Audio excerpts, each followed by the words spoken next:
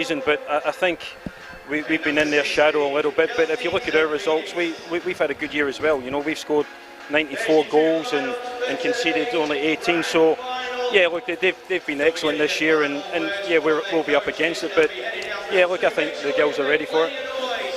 For me, the find or the coup of the season was when Marguerite Rabin turned up in a Bulleen outfit, and then we see her on the bench today. How hard is it to pick a squad when you've got such a flourishing squad under your belt? Yeah, look, it is hard. I mean, there's obviously, you can only pick 16 players as well, so there's about 3 or 4 that don't even make the bench. But yeah, look, Margot's quality, and hopefully she can come on at some stage in the game and really change it for us. Looking forward to it. Yep. And speaking of Calder and the attack that they have, how do you shut that down? I know defensively you stack up quite well, but is that what the aim is today? Yeah, look, I think as long as our girls are on today, we're in with a really good chance. Yeah. Quite a few players in there with A-League experience as well. Are you looking at them stepping up and providing that leadership on the park today? Because there's only so much you can do once that first whistle blows. Yeah, absolutely. We've got good experience, so hopefully the good players and the big players will stand up today and we'll do well. I've been really impressed by Sarah Kane, though. For me, she's been a real stand-up number 6 for me. And how have you seen her grow this year? Look, fantastic. When I spoke to Sarah last year, I said to her, look, come play. I'm going to play you. Even if you have a bad game, I'm going to keep you on. I'm just going to persevere. We expect young players to make mistakes, and I think it's a job of a coach to actually just let the young players play and learn from their mistakes and encourage them. And we've done that, and you're right, she's had an outstanding season. Big day for Bulleen, Paul. Didn't quite get the result they wanted in the first game today in the promotion relegation playoff. I saw that some of the girls were watching early on. Yeah, look, really disappointing for the boys. I thought they actually they played the better football today and created more chances, but that's football, you know. If you don't take your chances, you get punished, and it was just, you know, a scrappy sort of goal that done them in the end, and the boys will be shattered, and yeah, it's a real shame. Well, we hope for your sake that you're not shattered after the 90 minutes. Good luck today. Cheers, thank you. All right, Paul Kilpatrick joining us, the coach of Bulleen. It's going to be a great 90 minutes. Bubs, tell us a little bit about the goalkeepers we'll see out there today. I know that you're very keen watching them. Emily Shields from Bulleen. Yes. Tell us a little bit about her. So Emily Shields is a huge factor in the Bulleen success this year. She keeps well between the sticks. She actually got Goalkeeper of the Year this year with Bayside Keeper, but Alyssa DeOst on the other side, Goalkeeper of the Year last year. So we're seeing 2 great goalkeepers today, and Emily Shields is one of the best finds of the year, because when you think back to all the times that you think about all these great goalkeepers coming out of nowhere, Emily Shields is one of those players. She just turned up and was spot on from the beginning of NPL. And strikers, Catherine Zimmerman's been sensational, hasn't she, this year? We'll get a quick word from you in a moment, but there is a minute's silence that we'll observe right now.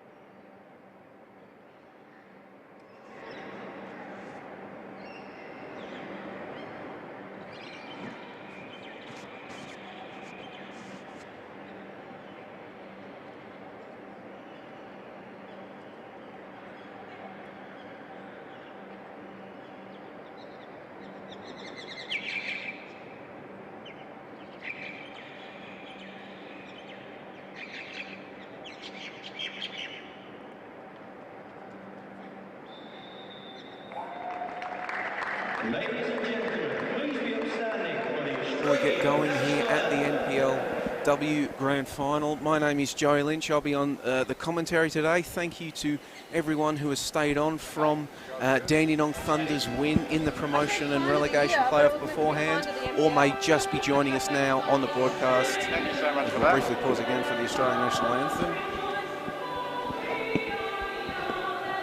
The players aren't, so we won't. Yes, joining us on the NPLW Victoria Facebook page, the NPL Victoria YouTube page, or the SBS World Game app, line, or website for our next contest. It's the 2019 NPL Victoria Grand Final between Calder United and FC Bulleen Lions. bit of confusion. I don't think the players knew that the national anthem was coming. We're doing the coin toss anyway, and it's going to be a fascinating contest, as you've heard during the pre-game show. First against second, 133 goals scored against 18 goals conceded. An irresistible force meeting immovable object. 2016 champions against 2018 champions. Indeed, a little bit of history already guaranteed today, as we will, for the first time ever, have a multi-time champion in the NPLW era. Calder, well, they'll be looking to do a bit more than that, actually. They'll attempt to become the first side in the NPLW era to do a treble of the Knockout Cup, having already won the Nike FC Cup, the Premiership and the Championship. Added to the Community Shield that they did win at the beginning of the season, and a win would probably see Calder assume their place in the pantheon of dominant sides of Victorian women's football. Standing in their way, of course, is Bulleen, possessing the stingiest defence in the league and a history of upsetting heavy favourites, aside from the Veneto Club, Downs, then Premier South Melbourne at this ground in the 2018 Grand Final, and now have a chance to go back-to-back. Of course, I did just mention the pantheon of dominant sides in Victorian women's football, and if you do your reading on those sides, there's probably a name that's going to come up quite a lot. I'm very fortunate enough to be joined by her today on the call for the action. You've seen her in the pre-game show. Matilda's legend, an Olympian, Asian champion, W League champion, Victorian champion, member of the Football Victoria Hall of Fame, Melissa Barbieri. Bubs, welcome, and it should be an absolutely cracking contest here today. Thanks, Lynchy. That was a good run from the from the broadcast area to here. Absolute cracking nerves at the moment. I can't pick it, actually, because Bulleen have had the better of Calder, and Calder are just dominating the entire season. But I'd like to see how Robers and Zimmerman shape up, because they have been injured. So there might be a bit of a cloud over those guys, and seeing how they step up today. And the likes of Sarah Kane for Bulleen in the middle. As we see the sides kick off here, so for those of you following along, it will be Bulleen wearing their away white strips, kicking from right to left on your screen. As we'll pause as now Sinclair gets on the ball, tries to cut inside. She bundles over for Scalzo. The ball will come out once it gets shot, blocked away well by Bulleen defence. Probably a theme that will go throughout this contest, as Bulleen in the way to the bush. Shields has spilled the ball there. Zimmerman was waiting, but it's going to go out for a corner. Bulleen, as I was saying, wearing white, kicking from right to left on your screen, and Calder wearing the blue from left to right in this contest. The thing about Calder is that the fact that they capitalise on the nerves of opposition teams in the first 10 minutes. So you've already seen Bulleen really struggling with some nerves at the moment. So hopefully Calder. This ball is floated in towards the back post. Header from Sinclair, blocked away by Bulleen. Once again, the Bubs there, as you were saying, the nerves and trying to catch them early. Calder also one cup win already this year in the Nike FC Cup, scoring in the first 10 minutes against Box Hill. Catherine Zimmerman scoring that one. It's now Bulleen attempts to... They're coming under such fierce pressure here from that front three from Calder, just trying to play the ball out. Ball is with Natoli. She'll play it back to Shields, and then Shields is just going to go long now. The ball will, however, come straight back and just once again batten down the hatches. Bulleen, they're coming as Robers plays the ball forward. Cleared out by Morrison, instantly recognisable in those long white socks. Friend now, Caitlin Friend, one of the... It's a star-studded Bulleen lineup as well, though, isn't it, Bubs? If you watch the W League, you've got the likes of Caitlin Friend and Leah Privatelli and Rachel Quigley, so they do have the firepower to go with Calder. You'd actually say on paper, probably Bulleen got the better of the names on paper, but Calder certainly do step up, especially now that the Taranto twins get to work together again after Mel has resurfaced from her ACL injury. So seeing them two work it out in the midfield is just a headache for Bulleen. But with the likes of Christina Hall, Caitlin Friend and Sarah Kane for Bulleen, it's going to be a pretty good matchup. Absolutely, and we'll take you through the teams now as that furious opening maybe gives us a spare second too. So starting for FC Bulleen Lions, in goal we have number 1, Emily Shields, number 4, Claudia Fruscalzo, number 6, Caitlin Friend. Number 7, Leah Maldieri. Number 8, Alexandra Natoli. Number 9, Leah Privatelli. Number 10, Rachel Quigley. Number 14, Christina Hall. Number 18, Sarah Kane. Number 19, Tyler J. Vlanich. And number 20, Kayla Morrison. for Calder, starting in goal, number 31, Alyssa Dalost. Number 5, Virginia Schrober. Number 10, Gulchan Koja. Number 11, the captain, Emma Roberts. Number 12, Alicia Iki. Number 13, Adriana Taranto. 15, Stacey Papadopoulos. Number 16, Melissa Taranto. Number 17, Angie Beard. Number 18, Alex Sinclair. And number 19, Catherine Zimmerman. So that three-headed dragon up front for Calder, all with subsequent numbers there, 17, 18, 19. And that front three, they do like to move around a lot, don't they, Bubs? They'll always be shifting around. Yeah, I wouldn't say they have a set sort of structure. They kind of go where they need to in terms of attacking foray, but defensively you see they'll each have their own sides. Angie Beard actually is on the right-hand side today, more so for the fact I think they're going to try and empower her to take on Claudia Friscalsgo as much as possible. I only see weakness in the Bulleen wing-backs. The Bulleen wing-backs currently out there are Claudia Friscalzo and across from Leah Muldeary. Friscalzo, of course, lifted a championship back in 2016 with Calder, alongside Tyler J. Volanich, one of two players for Bulleen that lifted the trophy on that day whilst wearing a Calder shirt. And whilst I say that, it's nothing against the players, but they haven't been in the positions very long this season because Bulleen have been moving players in and out all season long. So that's the only reason why I would say there's a little bit of a dominating factor for Calder. You see now the ball working around the midfield, but that's going to be turned over there by Christina Hall. But no, it's going to come back for a free kick, brought back by referee Jamie Barrero. She is assisted today, assistant referees Jessica Adams and Denise Horner. The fourth official is Lucy Northrop. So good luck to our officials today. Hopefully that's the last time we're talking about. Yeah, referee of the year too. So well done to Barriera family, got very deep referee blood. Family tradition. Family tradition. Hall loops the ball into the penalty area, but it's headed back away by Calder, but only so far as Vlanic. Vlanic cuts inside and tries to get a shot off, but it's blocked away. Now chance for Calder to potentially break, but Zimmerman can't bring it down. However, ball is played forward again, and now this is dangerous. The ball has come in behind the Bulleen defence. It's going to be Beard on the ball now. She's got support. She's going to cut back inside and play the ball to Sinclair, but Sinclair had wandered into an offside position. But there we just see a little flash of the potential of this Calder front line on the counter. You saw as soon as Emma Roberts picked up the ball, Angie Beard was like, lob it over the top, I've got this line. And unfortunately for Christina Hall, she was in great position, but she couldn't capitalise on being in that great position with a good touch, and it just floated through to Angie Beard. And of course, Sinclair with her lightning pace up against Natoli would have beaten her, but Angie Beard held on for that little bit too long, and she couldn't stay on side.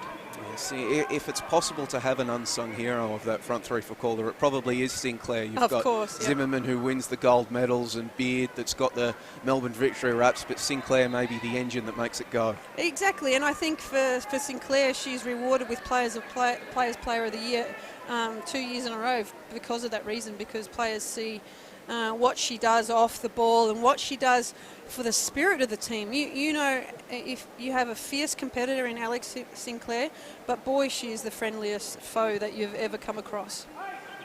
It's now free kick in a very, very dangerous area for Bulleen. The warning signs are up. Players assembling on the edge of the penalty area, and it will be Beard to swing the ball in on the left foot. Shields has come, but she's left the ball behind, and that's going to be the opening goal of the game. Disaster for Bulleen, just couldn't clear the free kick, and it's 1-0 here to Calder in just the 7th minute of play. And you see the ball beautifully lofted in there by Angie Beard, and unfortunately for Bulleen, there's been a mix-up where Christina Hall has been in capable position to head the ball away, but obviously has heard the call from Shields behind her. And then when a player ducks right in front of you like that, it changes the shape of the ball somehow, and Emily has gone to punch the ball, but it's just ricocheted back down to her feet. And unfortunately for Bulleen, Alicia Eki has put it away in the scramble that followed. And now, disastrously for Bulleen, that is, well, they did cop one last week against your side, Alamein, in the semi-final, so that will be the 20th goal they've conceded in league competition, and right behind the 8 ball now, down 1-0 in the 8th minute against a side that you don't want to be down 1-0 No, exactly. And the fact of the matter is that I don't feel like Calder is better. I don't feel like either team are better than each other. It's just that Calder are really pumping the ball long and really capitalising on Bulleen's nerves. Yeah, and of course, we are joined today also by a number of sideline commentators in the first half with Katie Lambeski. Katie, got an update for us? A bit of early emphasis from Calder on playing close to their opponents and playing with some high pressure early on and trying to force opportunities that way, and I think that's paid off for them early on. Of course, with this goal right just in the last minute, Paul Kilpatrick very calm, still very observant on the Bulleen bench, as you would expect from such a character like him. So fascinating contest still shaping up here at Amy Park. And it's important to note that 2 of the games that Calder have, as the shot comes in from Fred, just off the crossbar, back into play, danger not cleared, Privatelli waiting, she'll swing a boot at it but can't make proper contact. It's almost there. The spectacular answer from Bulleen through Friends, just winding up and going bang and off the crossbar. A super touch by Rachel Quigley finds Caitlin Friend free at the top of the box, and if that had been a millimetre further back underneath the bar, that would have been across the line. And if we had VAR, I'd love to see that one again. But unfortunately for Bulleen, it's not the equaliser that they were striving for. And I think we will actually get another replay up of that one, see whether or not the ball did bounce. We are at Amy Park, but like you said, Bubs, no VAR. No VAR. I do feel like it stayed on this side of the line. So in actual fact, we'll get a replay. Great touch by Quigley. And then Caitlin Friend just sees Alyssa DeLoss off her line. Ooh. And you can see it staying this side of the line. I would say it needs to be whole ball, and just the fact that you can see it come over this side of the line. But once again, Calder with the corner kick. Kick comes into the back post, and again, was Iki she's come up twice now from her centre-back position and just has been ready to feast on this nervy Bulleen defence. Could have had a second there, just seconds after Bulleen, or could have equalised. It's all happening here, Bubs. It's so weird to feel like to be in a game from last week where Bulleen put such pressure on us Alamein players, and I felt them have this confidence, and they do not have that today whatsoever, looking from the sideline. But all credit to Calder. They're not allowing them time on the ball. They're not allowing them to get any sort of rhythm going in their factor. But also, you could say that Bulleen could capitalise on the youth of Eki as well in the back line, but they just haven't seemed to be able to do that. A very lethal front three of their own, we have to say, for Bulleen and Leah Privatelli, Quigley and Vlanic, but it is a bit of a warning signs here for Bulleen, because they have met a number of times so far this season, Bulleen and Calder, 5 times across various competitions, and in a game that Calder won 6-1, they were up 1-0 within a minute of play, and then in round 17, when Calder did eventually win 4-2, they were up 1-0 within 5 minutes of play. So when Calder have scored early against Bulleen this season, they have gone on to win, and win relatively comfortably. Yeah, so Bulleen are never out of this contest. So I really feel like if we can see Bulleen get comfortable on the ball and just get the ball to Quigley so she can master some sort of combination play in that front third, you'll see great things from Bulleen. Tolley getting back under pressure, but she's going to play it back to Shields, who'll put her boot through it. Shields returning to the site of maybe one of her finest hours in NPLW, the 2018 Grand Final, where she turned into a proverbial brick wall against South Melbourne, against the heavily favoured South Melbourne. And those things can come back and haunt you, because you try and remember what you did right on that day, and I remember the first 5 minutes she dropped one and it bounced correctly and went back to her, and just here it's done almost exactly the same and had the opposite effect. So if that doesn't go the opposite way, she could still have the game of her life. So now she needs to just pick herself up, and I'm sure that first clearance there will bode well for her confidence. As we see Sinclair trying to nod that ball over the top for Beard. Morrison gets across with a boot. Friscalzo giving chase. Just trying to play the ball up to Vlanic, who's going to pressure it from Papadopoulos, forces her to go back to Morrison. And now, as she's wont to do, Morrison bursting forward, trying to come up through the midfield and get play going, but she's instead going to turn the ball over to Adriana Taranto. The two twins out there, Adriana and Melissa Taranto. Adriana is the one wearing white boots. So if you do need to try to figure out a way to spot the difference between the two, they are very good with wearing opposite coloured boots. As now the ball is with Hall. Ball is delivered in from the right flank, but there's nobody going to be waiting. It's going to go over the top of Papadopoulos to Vlanic. He'll play the ball back into middle of the field. Friend gives chase. Can't control it down, and now Calder have another chance to come away with it here. The ball is with Angie Beard. She turns on the jets, goes around a few and then tries to lace the ball through for Zimmerman, but it's cut out there. But Zimmerman immediately applying the pressure, like you said, Bubs. They're going to, the second they turn it over in that front third, they're immediately getting up there, defending from the front. But Bulleen, the danger cleared, so to speak. We'll now try to work the ball up the field. Big collision, but now it comes out to Vlanic, but sliding challenge comes in from Papadopoulos to deny the Lions. The thing about Bulleen, what they do so well, and it will try and foil Calder, is the fact that they drop off very well. So they know they're not the fastest back four, so they accommodate very well for the pace of Calder. But unfortunately for them, when the transition happens, if they're not switched on, you might see holes open up. And that's a fantastic cutback from Quigley. Friend again. This time just scraping the wrong side of the post. So she's hit the crossbar and it hasn't favoured her. She's hit the right-hand post and it hasn't favoured her. But Friend is circling for Bulleen. She certainly is. And the fact that Quigley and Friend work so well together, when one makes a run, it opens up space for the other one. And you can see Friend, she's got her eye on goal today. And Alyssa Delos has nothing, she's not been capable of getting to any of those. So it's really about Friend putting it on target now. Absolutely, Friend, she has scored. It's actually hard to say that because she's hit the post and and the crossbar, so she's actually on target, just a little bit more on target. A millimetre in the other direction. Well, Friend, numerous golden boots for Bulleen in the past, has scored 13 goals this season, as we'll cross to Katie for another update. Instructions coming in very clear from some of the Calder coaches, particularly from Ian Williamson on the sideline, and really pushing on Emma Roberts to mark Katie Friend very tightly. Can't allow that sort of space, and it appears that the coaches are really looking to curb her influence early on. Well, I remember at the semi-final last week, Bulleen Alamein, just watching that game, Bubs, it seemed as though there was some tight one-on-one marking happening as part of the Alamein game plan. Is that a weakness that you saw in Bulleen?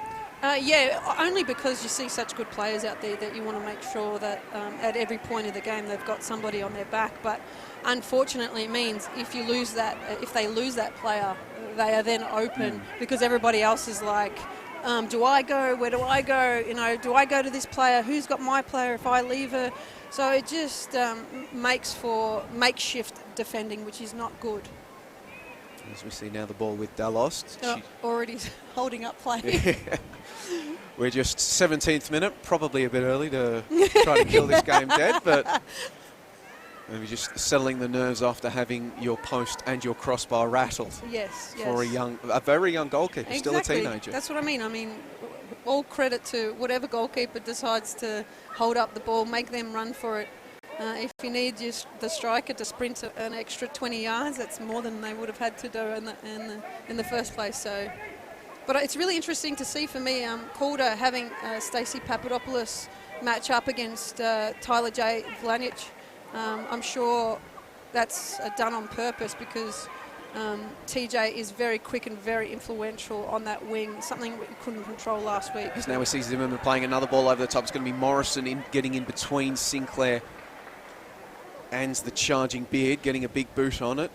Kayla Morrison was named at the recent gold medal night Media Player of the Year. I don't think she actually came in the top 10 for the gold medal, but she was recognised as one of the co-winners of the Media Player of the Year alongside her opponent today, Catherine Zimmerman. She's got a great smile, so maybe that's counts for extras. Yeah.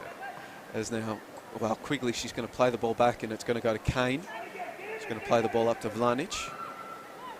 For Scalzo.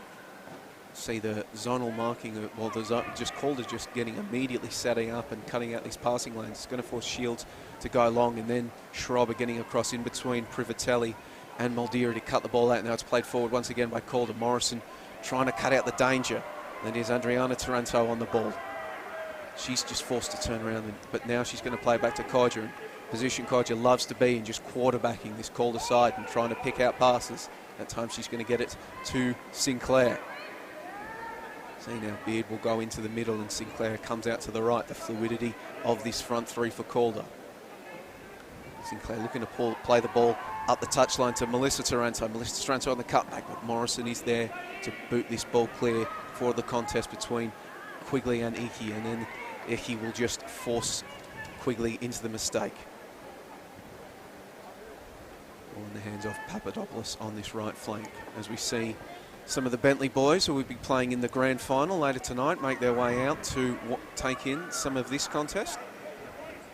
Friend trying to get the ball across to Hall, but it's cut out by Calder. Calder doing a good job in these early stages of closing down the passing lanes. Taranto trying to get the ball to Beard, just goes straight up in the air, headed clear by Friscalzo, headed back in by Calder, and that's a nice bit of combination play to get the ball to Beard on the right flank. Chipped cross will only find the top of the goal, however. Shields had to be careful, make sure it didn't bounce in. As we'll go to Katie. Calder still placing a heavy emphasis and concern on the midfield battle. Mel Taranto has been instructed to sort of be that main organiser in the middle of the field and instructed to sort of fix that middle of the park, and I think it's sort of starting to work. They're just that little bit more. Calder starting to come into their own just that little bit more. Shields boots this ball long to a contest, nodded on there by Hall, who has opted it's not cold enough today to wear that scarf that she does occasionally wear when it gets a bit chilly. Which is highly illegal, by the way. Maybe she should have started the game against Alamein with a yellow card or something. I always get told off for that sort of stuff, and then I see field players doing it, and I'm like, what is the difference? Well, we did have a couple of weird stoppages, and I think we had a stoppage there for an earring as well during that semi-final. Yes. As now we see Calder coming forward once again, but Vlanic getting back well to apply the pressure and force the error that will win the ball for Bulleen. Just forcing Melissa Taranto to put the ball out of play. The thing with Calder is tactically they've never been superior on the park. It's always been individual brilliance that has got them over the line. So whenever you see Calder pick up the ball, if Bulleen are on them straight away, they very rarely have interesting ideas. If Beard isn't wide early, if Zimmerman isn't wide early and they're not in space, then they really have no ideas how to really change the game. As we see Quigley there try to spring the pacey Privatelli into action, but Schrober is there to marshal her as the ball rolls through to Dalost. So again, beginning to set into a little bit more of an equilibrium after the fast start. Of course, Iki putting Calder ahead with that spilled save, or that just scramble for the baller in just the 7th minute of play. And Angie Beer is very important for Calder in terms of maintaining that sort of pressure on Bulleen. You can really see her be very vocal, and she just wants to win all the time. It's a fantastic character to have on the park. And of course, I think Angie Beard did during the season set up a crowdfunding funding campaign every time she scored a goal, making a donation to Beyond Blue. So fantastic initiative from her there, as we see Calder once again now. The ball is with Zimmerman on the right flank, but she's closed down quickly. But it will be signal from the lineswoman, a corner kick for Calder. So we've seen just Bulleen shaky on these set pieces, and now once again. Yeah. And I think if Angie Beard can get on target with this one, because it's going to be an in-swinging corner. I have noticed that Zimmerman is not on her game today. I feel like the 7 weeks out has really put a dampener on her fitness. So we'll see how we come out of this. As now the left-footed corner comes in from Beard. Shields flies, but once again she can't get a proper clearance, and that time just waiting at the back post. The shot came in from Sinclair, but just scrambled clear by Bulleen. While on that, Bubs, Zimmerman, she, of course, scoring 33 goals and winning another golden boot, but she did do a lot of her damage early. She hasn't actually scored a goal since round 20 of the NPL season. So because she's been injured since round 20. So she missed playing the last 7 rounds. So when anybody looked at the leaderboard, we kind of knew that. We thought, oh, somebody might catch her, but fortunately for her and unfortunately for others, they couldn't catch her because she'd pushed so far out and with 32 points that nobody could catch her in the end. Now it will be a free kick to be taken by Natoli in her defensive third. Everybody getting forward for the Lions. Vlanic trying to head it on, and we've seen now Vlanic has gone over to the right flank and Privatelli gone over to the left flank. Is that Bulleen trying to maybe get Privatelli going, Bubs? She hasn't really made a mark in this contest so far. I feel when TJ, she's on her left foot there, she can cut inside, just trying to stay away from Stacey Papadopoulos, because Papa, she might not be the most technically gifted, but she is quick and she is fast and she is,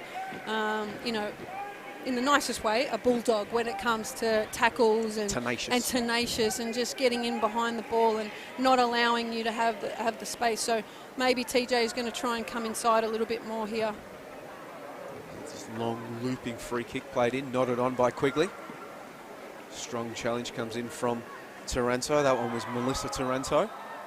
And it's going to be a free kick to Calder here as we are in the 25th minute of play here. If you are just joining us on the NPL Victoria YouTube page, NPLW Facebook page, or the World Games streaming services, Calder United with a 1-0 lead here at Amy Park in the second game of the NPL Victoria triple header.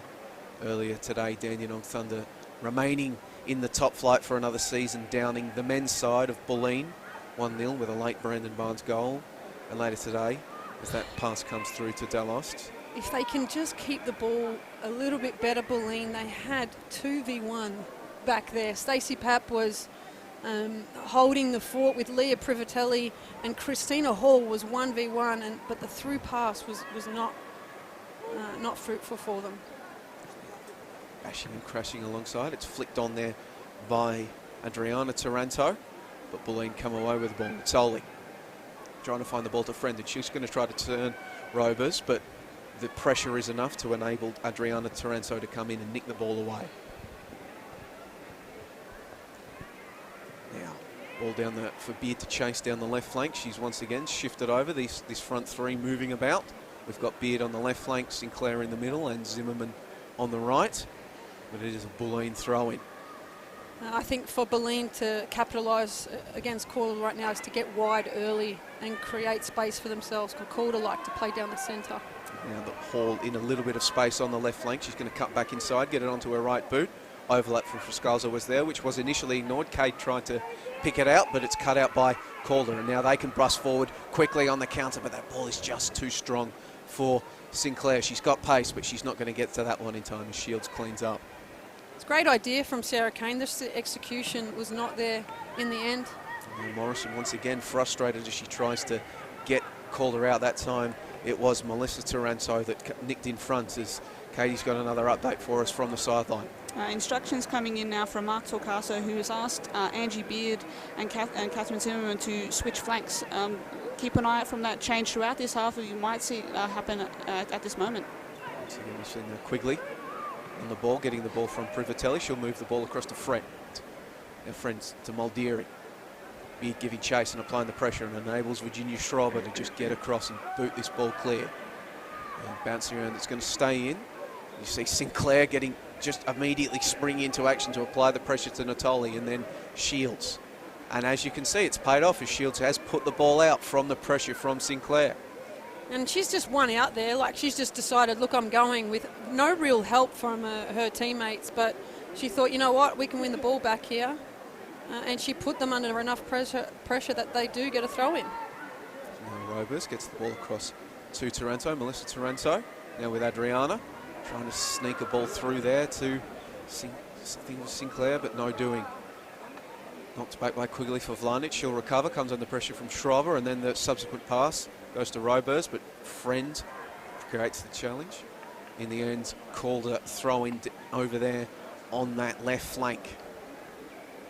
There's no one really putting their foot on it and saying, look, let's just keep possession. Everything's jolted forward as quickly as possible. There's no depth in Calder, not trying to keep possession. They just keep trying to lump it forward. And Bulleen are just set up too well for that to even be a problem. Is that nerves, Bubs? Do you think just the way that we're seeing this game, this caginess, it's just nerves from both sides? I'm not sure. I think the nerves should have disapparated at the... I say disapparated because I'm a Harry Potter fan, sorry. Disappeared. The nerves should have disappeared at this point in time. I just think it's... they've had such a great front third this whole season that they very rarely need to switch it or come up with something different. But they will have to today. As we see Beard standing over this one, left-footed delivery is swung in, headed clear there by Friend. Now there's a chance perhaps for Bulleen to move in transition, but instead, no, it's going to be Taranto. Adriana Taranto getting across to kill that move dead, and she's going to get the ball back now. Cutback is there potentially.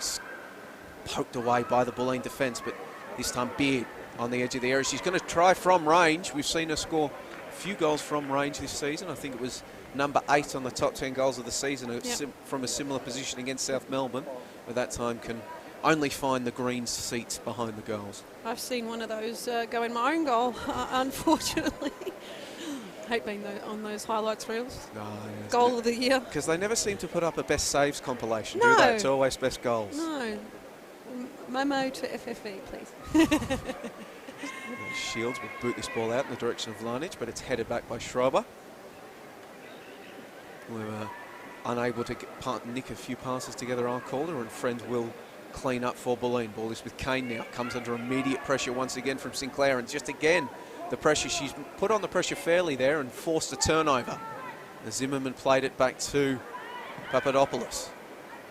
And the ball in the middle of the park with Taranto, and she's going to try to get it to Beard, but Beard was just offside. Pretty close. She did change her run slightly to stay onside, but Leah Mulderry, by the skin of her teeth, has allowed Edgy Beard offside in that position. So great work by Leah Mulderry in the end, but borderline for me, I thought. Yeah, he's playing with fire, as Yes. Got to get those ones right. Yes. As Morrison just boots this ball forward, but it's going to go straight to Kodja, who's really hasn't had a lot to do in this contest. Morrison, on the other hand, had quite a bit to do, and she heads that ball back to Shields. Shields will just boot it long now in the direction of Friends. Touch lets her down. Sinclair to Taranto, but Taranto is cleaned up in the challenge. And her sister will play the ball forward. Melissa looking for Beard on the left, but we're going to have to... Taranto's still down in the midfield. Play on as Beard tries to get something going. We will have to come back to that once the ball goes out of play, which it does now. Adriana Taranto down on the turf. Players Alex Sinclair immediately over to check on her. As you can see, the rain beginning to buff it down here at Amy Park, making conditions a bit more slick. We did have, as well as the curtain raiser today, an NRL game here last night, so we'll see what the rain does to the conditions here at Amy Park, as it looks as though Adriana Taranto will be all right to continue. Looked like a knee-on-knee clash there, and whenever you see players clutching knees, we always think, we hope they're okay. So it's great to see her up and about nice and quickly. Quick enough to go take a corner too. She'll swing right footed effort into the area. We'll see what happens. Players rising once again. Just Shields has come once again and left the ball behind. Now it's a scramble, and she's going to get bailed out by Vlanic. But I think that's about the third or the fourth time now Shields has come, as Natoli has remained on the surface here in the 6-yard box, and we will pause for that. But Bubs, that's about the fourth or the fifth time Shields has come and tried to punch and not won it. Just what does she need to start doing to win those, or does she have to just stop coming? The fact of the matter is that she's quite tall, so she should be coming for those. She just needs to do so with the dominance that she has shown in previous encounters. I mean, she isn't the best weakly in the air, so I just think she needs to get a clear punch, but she needs to be decisive. You're either coming or you're not, and when you come for things, especially like in the goal, you have to be a little bit off your line to begin with. If you're so far back, you have to come further, and it just takes you too long to get there. So anything can happen in the time where you've made the decision and you're actually getting there. As we see on that last replay there, it seems as though the injury to Natoli was that Shields may have inadvertently punched the back of her head. Yes. So not what you want to be doing. absolutely not. But that's what happens. Yeah. As we see the ball travel through some of Amy Park's most famous residents, the Seagulls descending here. It's a good bit of defending there to deny Privatelli, and it's actually going to have last come off Leah Privatelli. So goal kick here to Alyssa Dallost. She's lucky not to come away with a foul there too. A little bit of a late challenge by Leah Privatelli, but managed to get the ball in the referee's eyes. As we see a few sodden juniors attempting to escape the rain there on your screens beforehand. Not we can see it from our position here. All those fans that were initially up as close to the fence as possible, now moving back behind the stands, except the few that thought ahead and have put up the ponchos on. Is now Sinclair trying to get forward. She's going to battle with Frascalzo, and she does eventually bundle Frascalzo over and immediately signals, all right. But it will be a Calder throw in for Papadopoulos there on the right flank. Morrison steaming forward with the header to just win her side some precious few metres away from Calder pressure. Although Papadopoulos looks to have stolen about 2 or 3 before she takes the throw in straight back.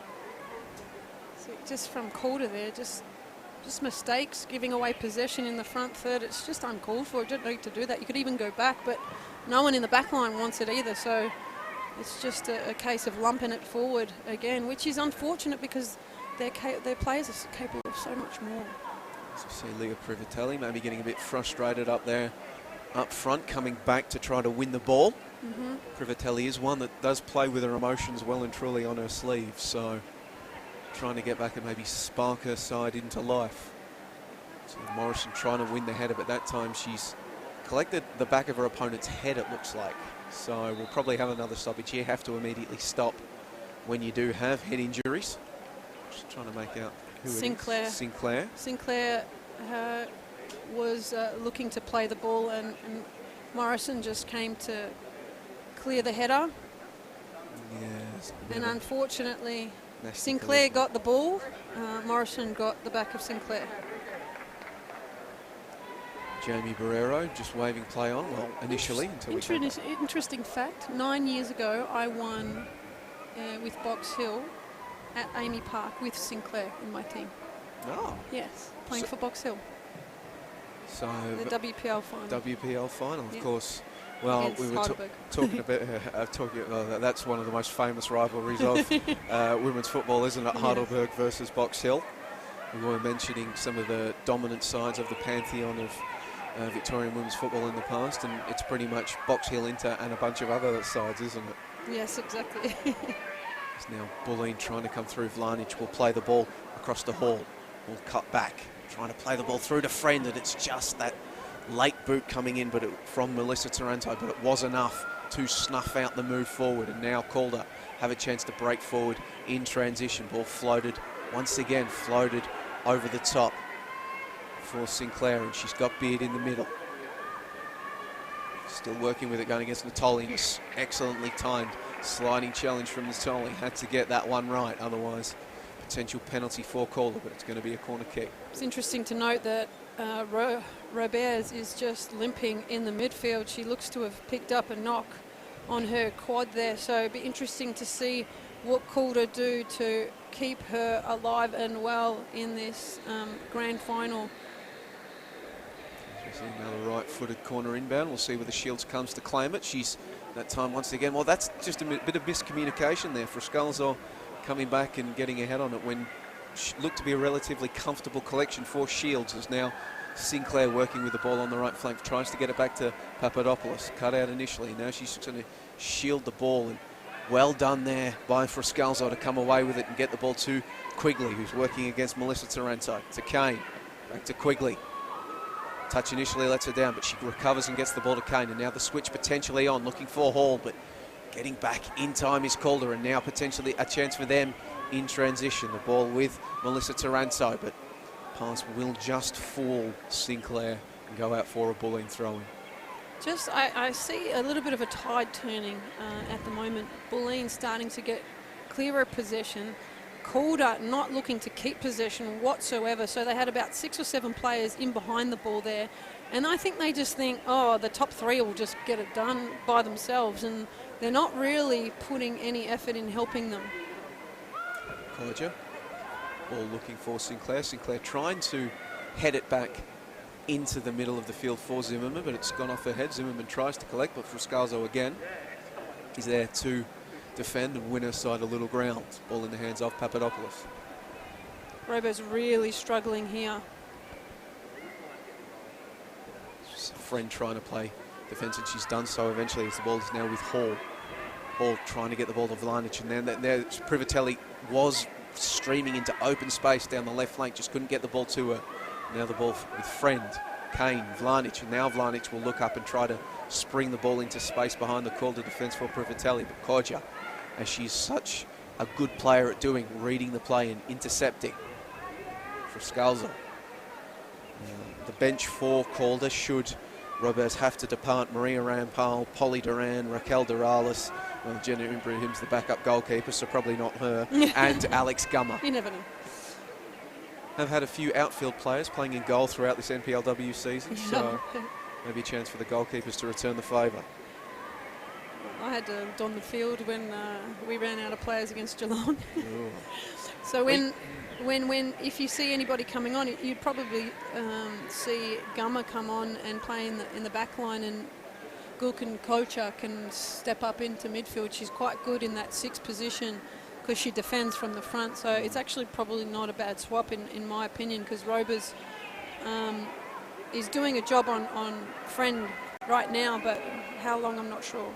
As we see Frascalzo just using her body to shield the ball away from Catherine Zimmerman, and shields collects, of course, Kodja, 16-time international for Turkey, so one of the better credentialed players out there. Of course, not to. Well, also got to talk about her time with the victory and the like as well when you add to that, isn't it? But now, chance for Beard to break forward. Working one-on-one with Natoli. She tried to get the ball across there, across the penalty area, but it's cut out by Bulleen. If you can see what I mean, the fact that they're just left to their own vices up there. If they just had more players around them, and they have the quality players, they have every player that is out there is quite capable of keeping possession, but they just keep streaming forward instead of looking to go back and start again and open up some space. Beard just using her body well, fairly according to the referee, initially to win the ball, but Maldiri getting back to apply the pressure, and it's going to be another throw into Schrober deep there on the attacking left flank for Calder. You can see Zimmerman waiting at the back post for a ball potentially to come in, as well as Adriana Taranto was waiting in the middle, but it's going to come to neither of them. Goal kick to Bulleen here in the 41st minute of play. Score remains Calder United 1, FC Bulleen Lions 0. That early goal to Iki proving the difference between the two sides. Shields goes long, big pack forms, and it's going to spill out eventually to Quigley. Kane, the ball to Vlanic, and Vlanic seeing Schrober tries to play the ball immediately to Friends, but Rober's getting across there to cut it out. Even if she is carrying a bit of an injury, she can still read the play well. Maldiri plays it back to Shields, and then immediately pressured by Beers, but she does well to get the ball out to Hall, and then Hall's going to have to go back to Shields, but this time she'll have a bit more time on it initially, but then Sinclair coming in to apply the pressure. The ball goes long, and it's not going to be kept in, so that forward pressure from the Calder front three eventually produces the turnover.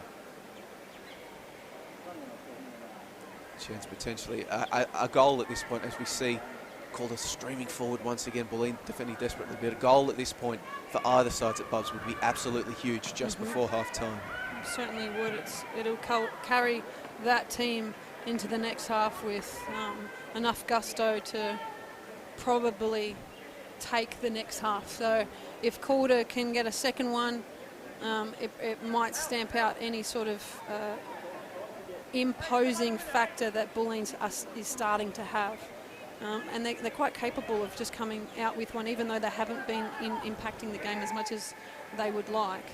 And if Bulleen can get one back here, I really feel they could topple them over in the second half. Obviously Privatelli working down the left flank, but she's exposed too much of the ball, and Iki just gets across to steal it away. Ball is now with Zimmerman. Just front two, and she's going to have to float the ball over the top to Beard, and it's going to come down to Beard. Muldery's giving chase. Beard, Leah Muldery getting back well to deny the shot and put it out for a corner. I will say that Angie Beard probably not giving enough credit to Leah Muldery there. As soon as she saw the ball, any sort of side of the ball in the 18-yard box, she should have pulled the trigger a little bit earlier, and it just gave Leah Muldery that little extra time to come back and get back and block the shot from Angie Beard. But once again, Zimmerman lofting a ball over the top. That's all they've got at the moment. As Adriana Taranto gets prepared to float the corner in, and it's just come out to the back post once again, and you can now maybe see Calder adjusting to some of these spilled efforts from Shields to collect, and they're getting a lot of bodies in the 6-yard box now. Not afraid to throw numbers forward. Just an update on Emma Robers. Continuously grimacing and clutching her right quad, has just let Torcaso and the bench know just previously there. It just looks like they may have to reassess her at halftime and see how she goes.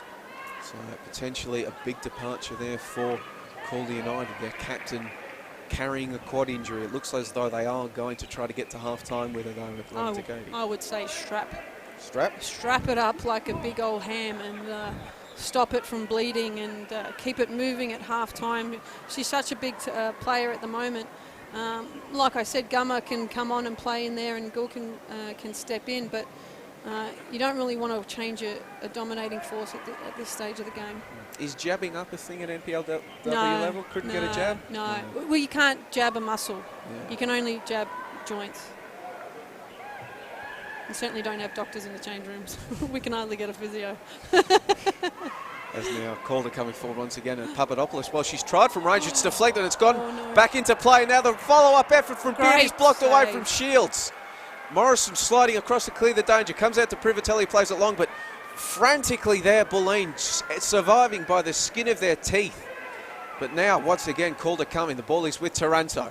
Gets it out to Papadopoulos, who came ever so close to making it two. Back into the middle to Sinclair, and then Sinclair, she's gone down under a challenge. Waved play on by Jamie Barrero. Taranto now steals the ball away from Privatelli and plays it in, but Natoli is there to just get a knee onto it in the end. Morrison's just going to... For me, it's the first time you've seen Stacey Papadopoulos actually get forward in the half, which creates this. And unfortunately for Angie Beard, in that sort of replay, you see that she's had to wait for it to drop, and great courageous work from Emily Shields means that she comes out and blocks the second effort. Absolutely fantastic effort from the Bulleen shot stopper there to keep this game at 1-0. Ball bouncing around on the right wing there with the ball is with Taranto. Try to get to the byline and cut this ball in is Melissa Taranto. She's ducking and weaving under pressure from Frascalzo. Eventually trying to get the cross in, but Frascalzo, you could see just a slight boot on it to alter its trajectory into the path of Shields. Initially wanted to throw, but she's going to have to just go long for want of an option. Privatelli, she's not going to be able to rise enough, and Papadopoulos is just content to watch that roll over the line for a Calder kick here, as we are now in extra time of this contest. Half time, you would have to say, moments away.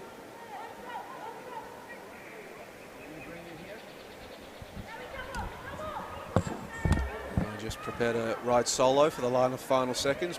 Bubs will be joining you for the halftime panel alongside Michael Zapponi and Kate Gill to break down all of the action from an entertaining first half. The score remains Calder United 1, FC Bulleen Lions 0. Headed back by Privatelli in the direction of Quigley. Quigley herself attempting to head the ball to a teammate, but it's going to be turned over, and now the ball, maybe a late chance for Calder. No, it will be half-time here at Amy Park. So after 45 minutes of play at a wet and wild Amy Park, the score is FC Bulleen Lions 0, Calder United 1. Initially after Alicia Iki's early goal for Calder, and I believe we'll have zappers down there on the field to chat to a few players in a moment's time. trying to grab maybe one of the Calder players, maybe grab Robert. She's still holding her quad as she limps off, as it appears as though Zappers has grabbed Bulkan Koja. So we'll bring that to you in a sec, but very entertaining first half here. An intriguing first half of play, the early goal, and we saw the nerves, as Bubs was talking about early in the contest, for both sides. Shields coming out and ducking and weaving. Well, Shields coming out and unable to collect the ball, leading to Alicia Iki's first goal, but perhaps the tide potentially turning, as we saw, as Bubs mentioned, that Calder may be content to just rely on, well, to quote a certain Fox commentator, individual brilliance, as now we'll cross down to Zappers on the field with Calder's veteran defender. Thank you, Joey. Gulchan, good start for the side. A few hairy moments, though, there as well, but you'd be pretty happy with going in 1-0 up. Yeah, definitely. We've worked really hard this season, so if we icing on the cake today if we get the win. You obviously had you got the 1-0 advantage, but you feel like Bulleen were getting into the game after they conceded? They are a good side. They always make it hard for us, so the next 45 minutes will be a really tough hit out, but you know, the best team will win. Bulleen looked a little bit vulnerable in the air especially. Is that something that you might focus on to take advantage of in the second half? Yeah, even though we're the shorter team, we're pretty aggressive, so that is definitely something we'll look forward to. Thanks for joining us. Thanks. Good luck. Second half. Very important stop right there just before half-time. And Malia, talk us through that one. Yeah, I mean, I saw the ball coming over the top. I actually thought it was going out, but got a hand to it, and then I knew she was one-on-one with me, so my only choice was to throw myself at the ball. What was your impressions of the first half? Obviously, you're down 1-0, but it looked like you're very much in this game. Absolutely, yeah. I think we had a bit of a shaky start, which was unfortunate, and I mean, games like these, it's, you know, milliseconds, and you take your eye off the ball for a second and one mistake, and that's what happens. But, I mean, we've played them 5 or 6 times in the season, so I think, you know, we're absolutely in it. And you've had a few chances too just down this end in that first half. What do you think is going to break the deadlock for you? I think the same thing that has been happening in the last kind of 20 minutes. We've gotten the ball down, actually played, gotten it out wide, exploited some of the spaces that they're leaving. And I think if we keep doing that, we're patient, yeah, we'll get one back. Thanks for joining us. Better get in the rooms. Plenty to play for here. The grand final's tied at 1-0, Joey. Pretty tense, but I think Bulleen's still with a good chance here. Back up to you. Thank you, Zappers, with two of the more important players, one would imagine, for both Calder and Bulleen in this second half of play. If you are just tuning in for this game, it is Calder 1, FC Bulleen Lions 0, after Alicia Iki's opening goal early in that contest. Earlier today, it was Dandenong Thunder remaining in the NPL men's top flight for another year after downing FC Bulleen Lions men's side in the promotion relegation playoff. A Brandon Barnes goal to seal their fate for another year, and later today we will have Avondale versus Bentley in the grand final. But I'm joined by Katie Lambeski now at halftime. Katie, from your position on the sidelines, what did you make of that game? A really cagey, sort of tense, sort of finals atmosphere sort of game, but Calder really had their moments, particularly early on. I felt Bulleen kind of got into the game more and more as it got on. Katie Friend really had the biggest opportunity of the half for Bulleen, hitting the crossbar with a lovely shot. So really interesting to see the way that the coaches are trying to use pace to switch wings. Of course, you had Vlanic and Pivotali switch wings throughout the course of the half for Bulleen, as well as for Calder you had Beard and Zimmerman switching flanks. So both coaches really trying to change things up, trying to force the issue a little bit more, trying to open up an advantage for their side. So fascinating half of football, and it promises to get even better from here. As we look now at maybe some of the halftime highlights. We need to test these again. Some really fantastic. We could have easily had more goals in this. We had Alyssa Eki. Friends finding the crossbar and the goalpost during that game, and then very late Papadopoulos, as we'll now finding the crossbars, will now cross back to Zappers for the halftime show. Live though, is that live? Yes, an interesting first half, Melissa and Kate, and I reckon that this game's still wide open, Bubs. The goal came from a little bit of a mix-up in defence, but apart from that, Bulleen's been pretty good that 45, I thought. I certainly think so, and I don't think it's Calder's game to be won at all. I do feel like they are holding back a little bit. They're not really trying to pump players forward, and a little bit of me says that Bulleen can really capitalise on that. If they can get the ball wide, Calder sit very narrow during during transition. So if they can get the ball to Leah Privatelli or to TJ out in the wide areas, they can really open up their defence. And unfortunately for Calder, it looks like Emma Roberts has picked up a knock in that first half. So whether she comes out in the second half will be interesting to see. Absolutely, well spotted. But I did go up to Emma and tried to speak to her at half time. I was going to interview her, but she had to go straight down into the rooms for treatment. So she could be missing in that second half. Kate, what did you make of the first 45? We spoke about the fact that they looked a little bit vulnerable, didn't they, Bulleen, especially with that high ball being played into the 18-yard box. Yeah, they did, and it was very early on where they Calder turned them around. It was that one long ball over the top. It was a foul misclearance, and they were nearly in. But I think both teams have been a bit cagey. At times, it's just like they're rushing. They're not picking the right options. They need to kind of reassess and balance things out again. It's a really kind of crowded game through that middle section. There needs to be a bit more depth and width from both sides, I think. And as I said, just pick the moments a little bit better. Know when you can go forward, when you've got numbers, when you've got support. It's very isolated.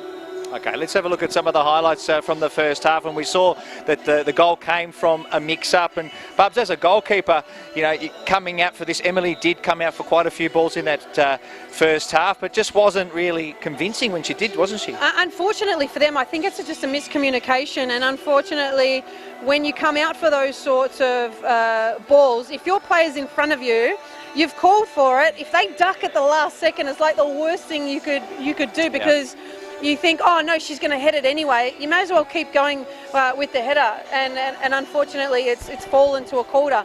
The exact same thing happened last year though, and Emily was able to recapture the ball and then have the game of her life. So there's no reason why today she can't really just settle the nerves, come out and really attack the ball as much as possible. All right, plenty of VIPs here at the Senol Triple Header Grand Final this day on Sunday at Amy. One of them is the Chairman of Football Federation Australia, Chris Niku, who's about to join us now. Chris, thanks for joining us. Big day of action for football tragics. It's 3 games. It's football heaven, isn't it? A wonderful day for football in Victoria, and a great way to celebrate the season here in Victoria, triple header. So credit to Football Victoria and their teams for putting the day together. It's been really good so far. Tell us a little bit about what's happening at FFA land. We know that you've been chairman there now since late last year. A busy agenda, no doubt. I know you had your 100-day plan and ticked a lot of those items off. What's the next few months hold for you and the team there? Yeah, so still a full agenda, lots to do. I think over the next few months, the emphasis will be to finalise the separation of the AW and Y League. So we're having bi-weekly calls on that. And the plan is being put forward by the clubs and looks good. Separately, as Kate will attest, we're sort of working hard towards a Women's World Cup 2023, so that'll be the focus. And that means a bit of international relations and just sort of capitalising on what we learnt through the community forums, which was the cost of football, the infrastructure and pathways. And so there's a lot of initiatives going around, but we need all hands on deck to get there. The girls have got a few questions, Bubs. I was actually really wondering, how great is it to see the triple header? I mean, a lot of the federations do a double header or a triple header, but then there's some that don't. Is this something that you'd like to see spread across the board? I think it's fantastic. It's a whole day extravaganza. So it started off at 12:30, and there are games obviously throughout the day. So if you love your football and you're a tragic, this is the place to be. So, and it's a nice combination of games. So if we can do it regularly throughout the country, if there's the appetite for that, I think it's a great statement. Oh, I think it's an actual, like, when you think about it, if you can have this day every day, like every time a club opens up their doors, 3 games and there's an extravaganza, that's the way I'd like to have it. But I'm a football enthusiast. It's going to date me a bit, but I remember when I was a junior, we used to go down to Brighton in Dendy Park here, and they used to have a round robin series of games. It used to start at, for those who remember it, like 9 in the morning through to when there was no lights. Bring them back. And bring them back. Bring them back. It was wonderful down there. Okay. And I mean, you touched on it there, Chris, like Football Victoria, what they've done, they've opened up Amy Park, a great facility, and allowed the players to come in and, I mean, play on what a fantastic stadium. And if other states and other codes can do that, I think that's great. I think it's a great statement by Football Victoria, because it's rewarding the players that they can come and showcase their ability on the last day of the competition at our premier venue here in Victoria for purpose-built soccer stadium. So I think, and there's certainly venues around the country that could do that. So maybe this is the blueprint for some other federations to get on board.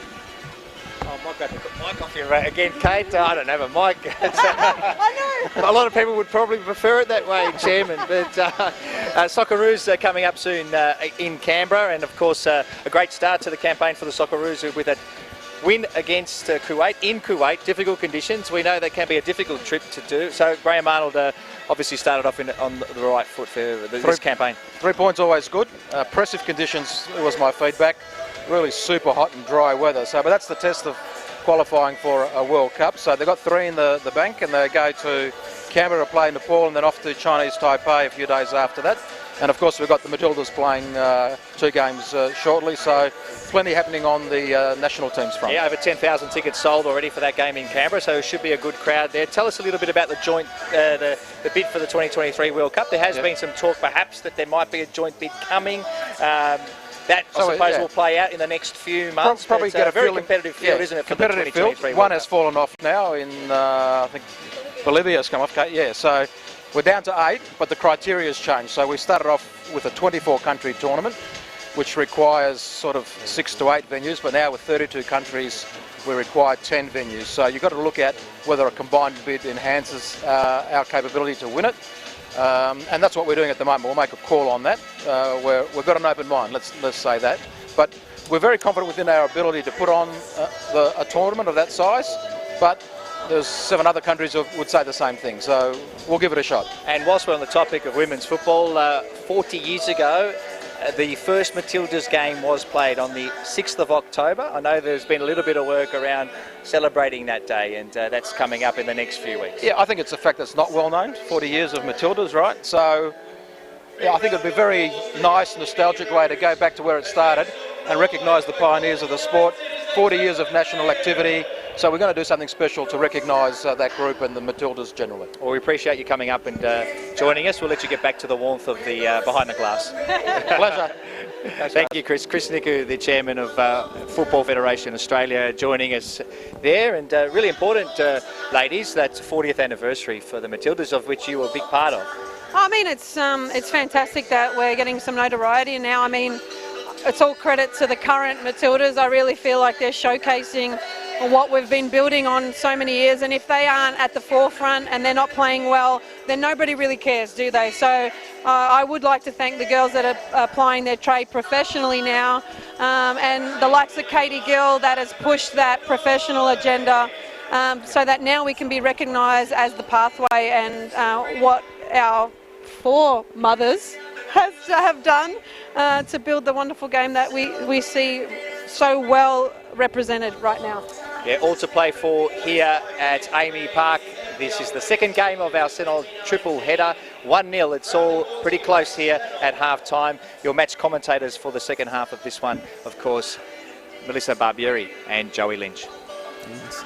Thank you, Zappers, as we see the players heading back out there onto the surface for the second half. A slightly slicker surface than it was at the beginning of the game after the rains fell, because we will get an update on that, because I am joined for the second half from sideline comments from Steve Curtin. Steve, welcome. Just what are conditions like there now after 45 minutes of play? Yes, thanks, Joe. It's good to be up here inside in the dry, but actually, as it turns out, the rain has stopped there now. And although it was drizzling for probably a good 15 minutes midway through that first half, that's stopped now, and this pitch has soaked it up, and the conditions should be no different to pre-match. If anything, just a tiny fraction slicker.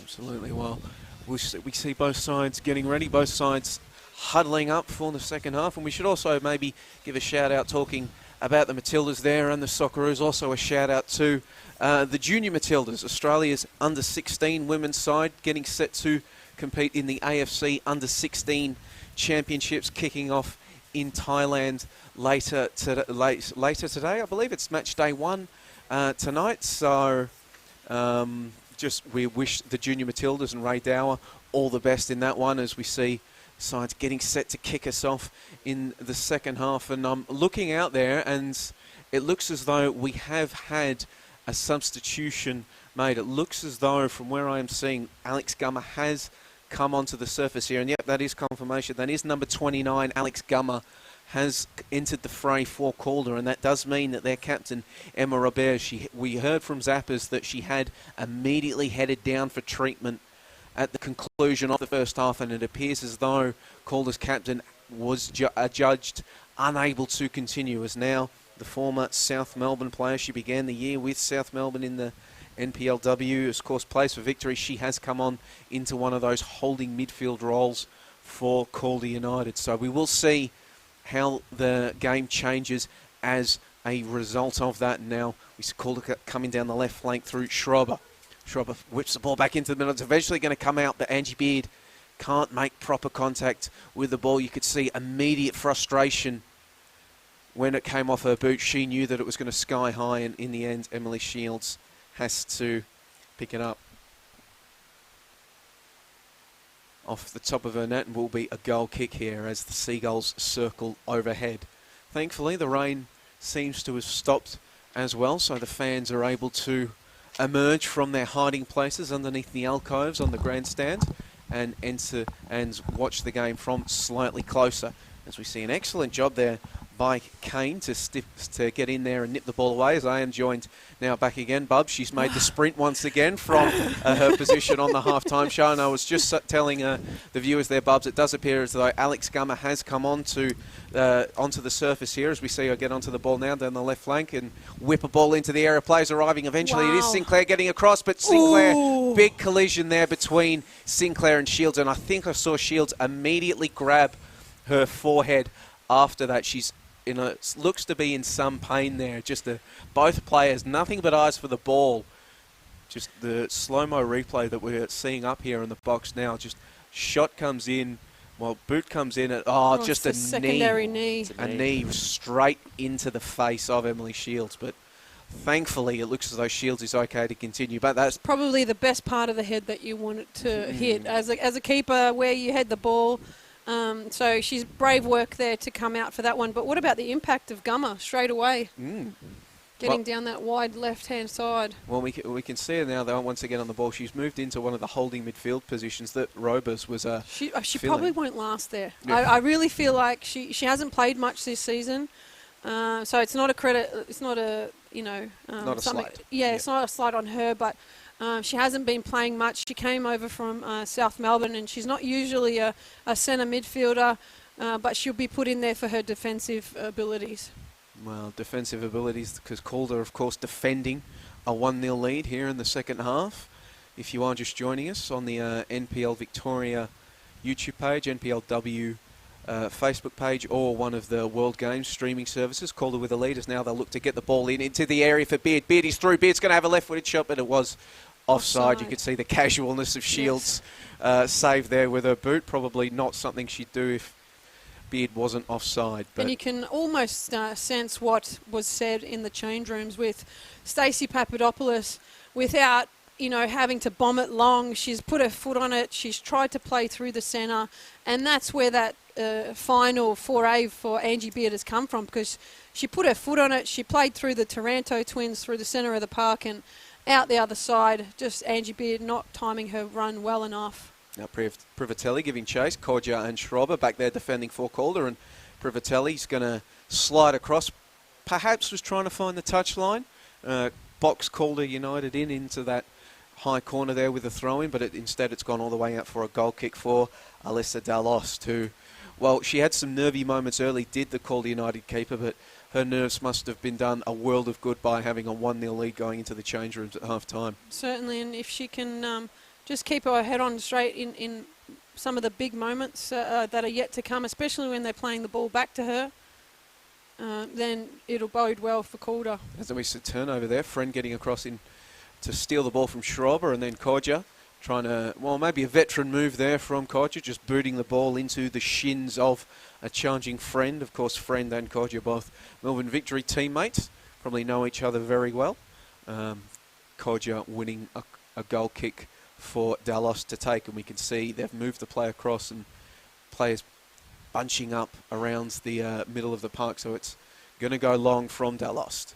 Pack forms, and Maybe a bit of a haul there, just into the back of a player, but no doing from the referee. And now Sinclair trying to win the ball, but Morrison, excellent defending there from Kayla Morrison to win the ball, and then she's just going to find touch on that left flank. Will be a throw in for Calder. Ball in the hands of Papadopoulos.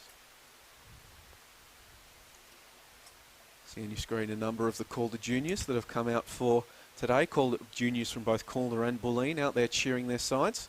Number of players for both sides also coach the junior sides of the clubs when they're not playing for them. So fantastic to see the players giving back as now this ball has come through for Beard. Another chance for Beard. Is this the one for Beard? But no! Shields again. Frustration Offside. from Beard and the offside. She didn't It'd see be it. interesting to see if she's actually onside. Was one of the big talking points of the Women's World Cup that was recently held, the flags and the offsides, but on that occasion there, both Beard and myself unaware that the flag had gone up and a bit of excitement. Because now we can see the replay and Beard would have been tight. Certainly not offside. I'm just going to call it. Sorry, Lidgie. Well, there we go. As we get to see another substitution being prepared now by, as we'll get to Steve. We've just heard as well the Calder bench was up in arms about that offside decision. All of them are shouting out their opinions to the assistant referee. We're going to see that change now. It's going to be Stacey Papandopoulos coming off for Murray Rampel. So it's a bit of a surprise because Stacey's been one of the form players of late for Calder, scoring goals. But she is going to come off, and it's a like-for-like swap.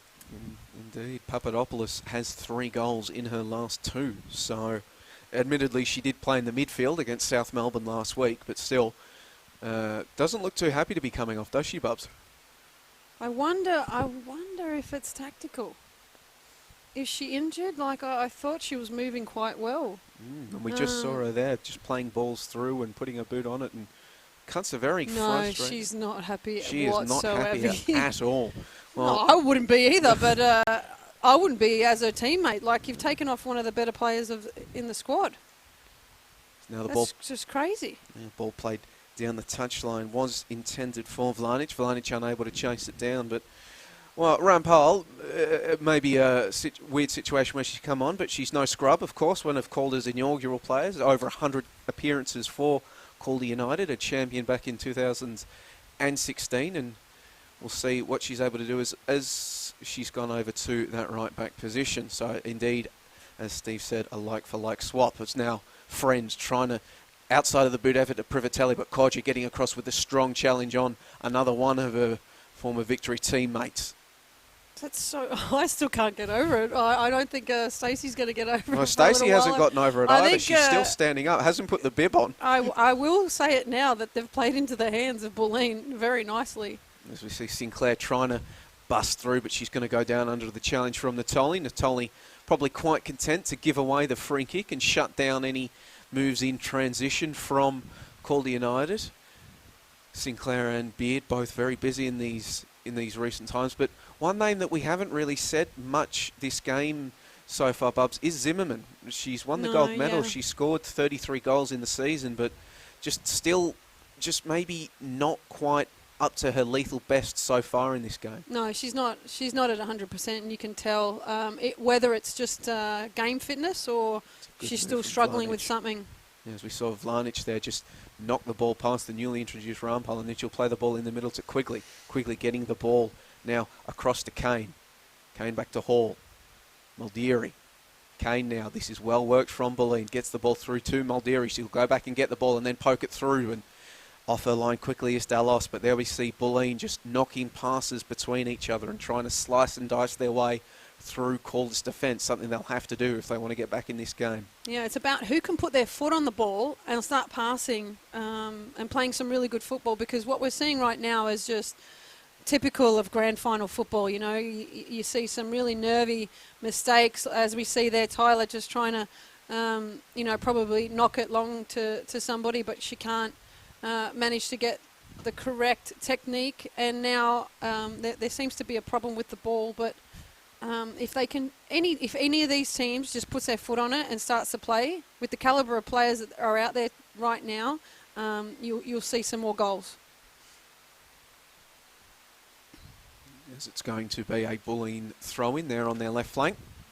Morrison getting across quickly to take it, or at least collect the ball for her teammate, it looks like, trying to keep up this energy. Speed things up. Yeah, speed things up. Well, when you are down 1-0, you want to keep play moving as much as possible. Now Quigley on the ball. She'll be forced to play the ball back to Kane. Kane's going to look to switch across, but Schrober trying to duck in, but Privatelli judged the flight of the ball well, knew that it was going to go past, and she's going to get on the ball, and that's a fantastic cutback. Retiring Schrober, just putting her on the ground, and then the ball comes in. Rampal heads the ball clear. Then booted forward once again by Calder, and now Sinclair, she's on an island all alone. Morrison at her back. Played it back to Beard, and then Beard just boots this ball forward to nobody in particular. Natoli heads it back. And the other ball is with Kane. Kane out to Vlanic. Trying to play a little 1-2, but it's going to just skittle Quigley. Maybe they're trying to play 1-2 around Rampal. But they'll get another chance now as the ball with Frascalzo out there on the left flank. And Vlanic trying to use her body to put the ball up the touchline, and she's won a throw-in for her side. Ball in the hands of Frascalzo. What you'll see now is Christina Hall trying to impact the game, trying to get forward and move Calder around from the midfield. Ball into the area from Quigley, intended for Friend, headed back clear by Calder, and now Calder. Will they put their boot on this ball, as Buzz has been saying, or will the ball over the top, the ball at the feet of Taranto, and she'll play the ball out wide to Beard, but once again just wandering into an offside position, just signalling to her bench. And it's interesting to see now, it's Papadopoulos has still not sat on the bench. No. She's put the bib on, but she is standing on her own. And we'll just go to Steve an update on what's happening. Yeah, just here on the touchline. Still hasn't taken her seat, and she's staring daggers through the back of that bench. And you can only sympathise with being in form and being taken off. Not what she wanted today. Well, this, as we see Quigley, just speculative shot collected by the young keeper, Dallas, but it would have to be tactical at this point, wouldn't it? I mean, she's obviously not injured. She wants to be out there, so it's got to be some sort of something tactical from the Calder bench. I mean, Schrober is very, Rampal is quite quick. So maybe they're trying to... Beard playing the ball in, looking for Zimmerman, but Zimmerman can't stretch to collect the ball. Frascalzo's going to boot it up to Vlanic. He's going to play the ball back into the middle of the hall, but Hall's pass cut out by Iki.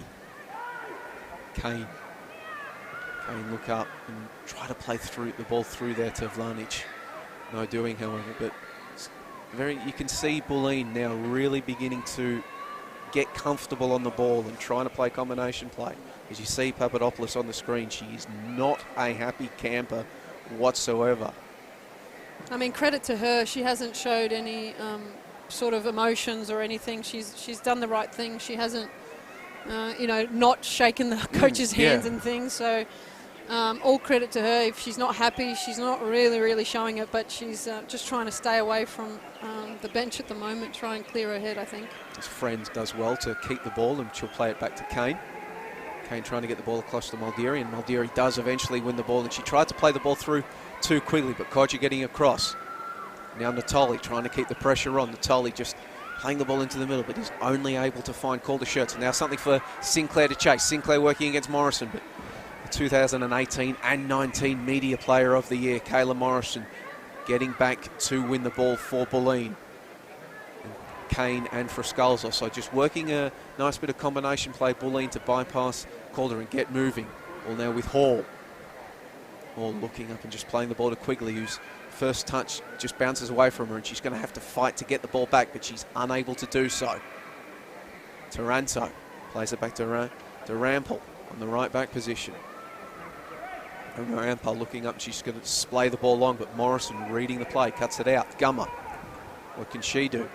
Gummer's going to try to put the ball into space on the left flank for Beard. Took a deflection, so Beard had to come back and get it. And then the attempted ball to Zimmerman is behind her, and Morrison comes away with the ball and gets it to Frascalzo. So interesting to see that ball played by Beard was behind Zimmerman when she's clearly making a run in behind the defence. As we see now, just maybe a few just wayward passes, more so from Calder, but from both sides. And now Kojic just trying to calm her side down, plays the ball to Zimmerman, bounces up, and Zimmerman's forced to play it back to Kodja, and I could see Bubs next to me just pointing out that Schrober had made a run down the left flank, but they were unable to find her. And now this ball is played in behind the defence for Quigley. Quigley is onside. Left-footed effort. Dallas does well to come out and snuff out the shot. Bulleen's best chance of the game so far. Wow. Rachel Quigley timing her run. She's almost had too much time there. Quigley obviously thought the keeper was going to come collect. I thought she was going to come collect, but fortunately for Quigley, she gets to manage a shot off, but then Dalos sets and basically Quigley hits it straight to her. Great goalkeeping in the end, but I do feel like Bulleen have squandered a real good chance there. Just on the hour mark, Bulleen's still down 1-0 as that ball played over the top for Privatelli, but Schrober, probably one of the Calder players most suited to running with Privatelli in this game. Very shaky by Calder at the back because they're throwing numbers forward, but they're not necessarily covering at the back either. Whereas Bulleen are throwing numbers forward and knowing that they need to score, so they're just covering at the back really nicely. There's that ball over the top from Zimmerman. Beard can get on the end of it. Shields hasn't come, but she's taken down Beard. Ball is cleared off the line. Just by Friskalzo. That's an interesting factor there where... Was that a penalty? It looked like a penalty to me because if Angie Beard doesn't score here, she is clipped. That is a penalty. And she would have been able to collect that second ball. So in fact, it should be a penalty. That is very... and you could the Calder bench immediately pointing out what we were saying too, referee Jamie Barrero, that has to be a penalty. However... and it looks as though Barrero's laying down the law, which in the end, as a referee, she has to do and back herself. Trying to calm down the bench. Steve, do you have an update on just what's happening down there? Yeah, Joey, Mark Torcaso and co down there are saying that was a dead set penalty, and they're up in arms and they can't believe it. Once again, we've seen Calder twice in this second half, absolutely furious with decisions. The offside call on Angie Beard when she was through, and then Beard once again using that pace to get in behind the Bulleen defence and taken down by Shields. Could have scored anyway if not for the heroics of Friskalzo. Yeah, I'm just baffled because Angie Beard's right there to actually finish off her own clip of the keeper, but because she was taken down by the keeper, she can't follow up on her first shot, which means Claudia Friskalzo can come and who was actually behind Beard and can come and clean up. So it's frustrating to see as a player when you're doing all you can to win a game and decisions like that are made. And it's credit to the refereeing because you think, okay, let's play on, give advantage, but when advantage is obviously not there, you got to bring it back. And you got to be strong enough to say, you know what, I'm going to call it. It's a big game, but I'm going to call it. Now we can see it's a free kick for Calder in a pretty dangerous set-piece area. You've got Angie Beard standing over it that loves to have a hit from range, and Adriana Taranto is there as well. I would say that either Taranto is quite capable of scoring from this distance. They're actually probably better suited centre of the park to hit some good ones. Angie Beard does like to hit with her left foot, so she's more of a curler, so outside areas are more her capability. Taranto trying to curl it. Oh, just dipping. Shields in the end wasn't too confident with grabbing it, so she's just conceded the corner and tipped it over the bar. And that's it. That's all you got to do. You got to make sure you know what you're deciding to do. You can't be in two minds. So a great save in the end. Watched it onto her palm this time, making sure that she gets every bit of glove onto it. Now we can also see on the sideline Bulleen preparing a substitute to come on. It's a woman that you, Bub, said if she hadn't moved to Bulleen mid-season could have potentially won the gold medal. Yeah, because at Bayside she was a standout player for them and she was creating all sorts of havoc for opposition teams. So for Bulleen to have this up their sleeve is absolutely amazing if you're a Bulleen fan. It is that we are, of course, talking about Margot Rabin. Oh, sorry, yeah, we forgot to mention the actual player. French player. Love her to death, actually. She's quite a good player. And then after the game last week, she said to me, you know, why didn't you come for that ball when Emma Checker and Leah Privatelli were having a race? And I said, Emma was in front, and I thought she was going to pass me back the ball. She said, okay, thank you. So now we see another ball swung in from Calder United. Emily Shields again comes for it, but she's unable to punch the ball clear. Now Sinclair. Quigley coming in with the challenge fairly, and that's a big collision, and Sinclair's going to come away with the ball, but no. it's going to be a free kick awarded against the 2018 and 2019 Players Player of the Year. It's actually interesting because it's a shoulder-to-shoulder challenge. Maybe a free kick for the reaction more so than the actual challenges. We'll just duck down to the sideline quickly for an update. Joey, just confirming that change. It is the number 5, Margot Rabin, coming on, and she's going to replace the number 10, Rachel Quigley.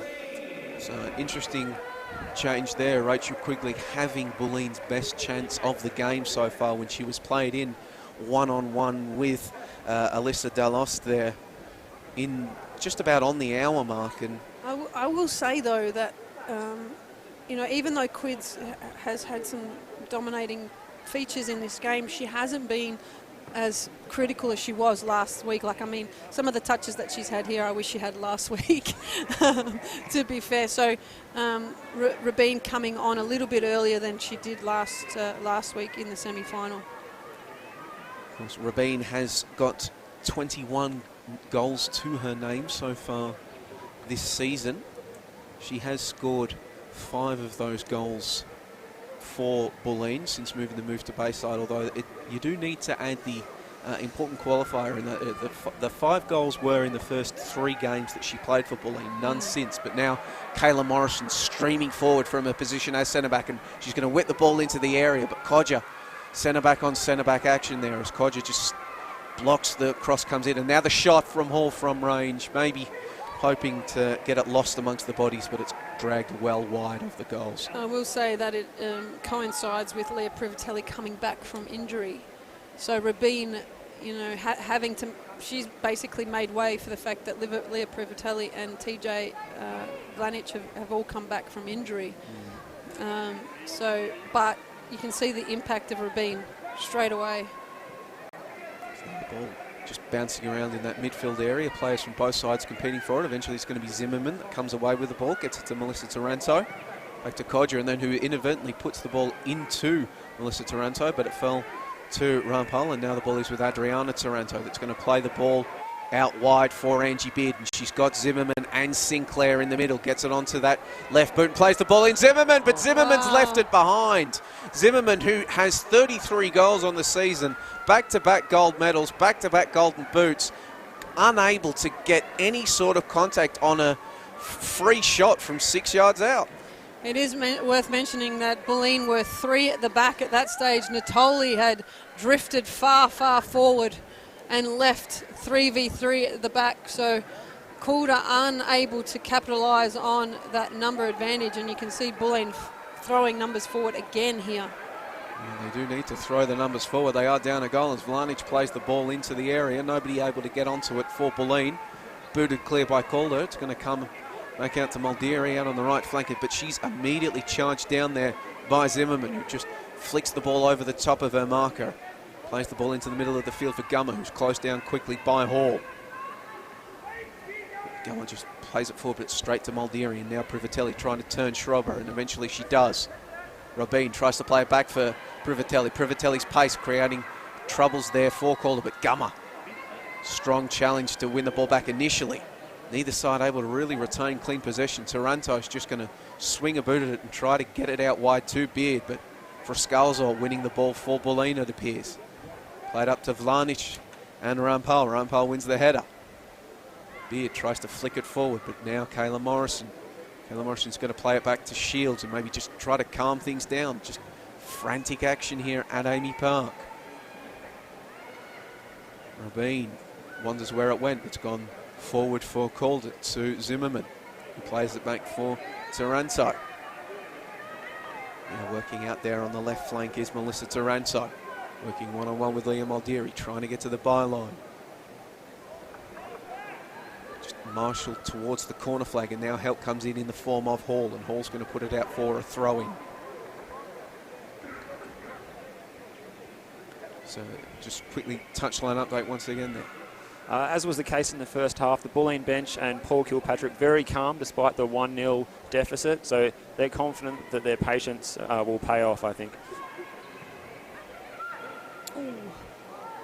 See, ball cleared away just. Oh no, it's going to be a corner kick, so Natoli unable to keep the ball in. So another chance for Calder from a corner kick. It's something that you don't want from your centre-back when you're trying to keep possession I do feel like she tried to take a touch there and keep possession, which is great for her, but unfortunately she's given away a corner. And at this stage of the game, if they put this away, you might say that there's not enough time for Bulleen to come back, but I do feel like the tide is turning. You can see players getting in and around Shields. She has been shaky, but that one is headed clear by Vlanich. And we have seen Bulleen, they are throwing numbers forward. They have made one change. As this ball is played into the area and it's just flicked on, unable to make a clean touch for Scalzor, battling there with Sinclair, and Sinclair's going to keep it in. Flick the ball over the top. Nobody there to collect it as Shields gets across to block it out for another corner kick. And she's like, I'm not even going to attempt to catch that. I'm putting it out where it's safe. Safe as houses from Shields.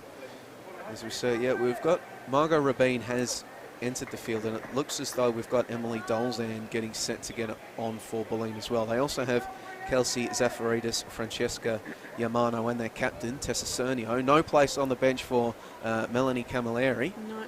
the well-travelled veteran of many campaigns and many, many goals.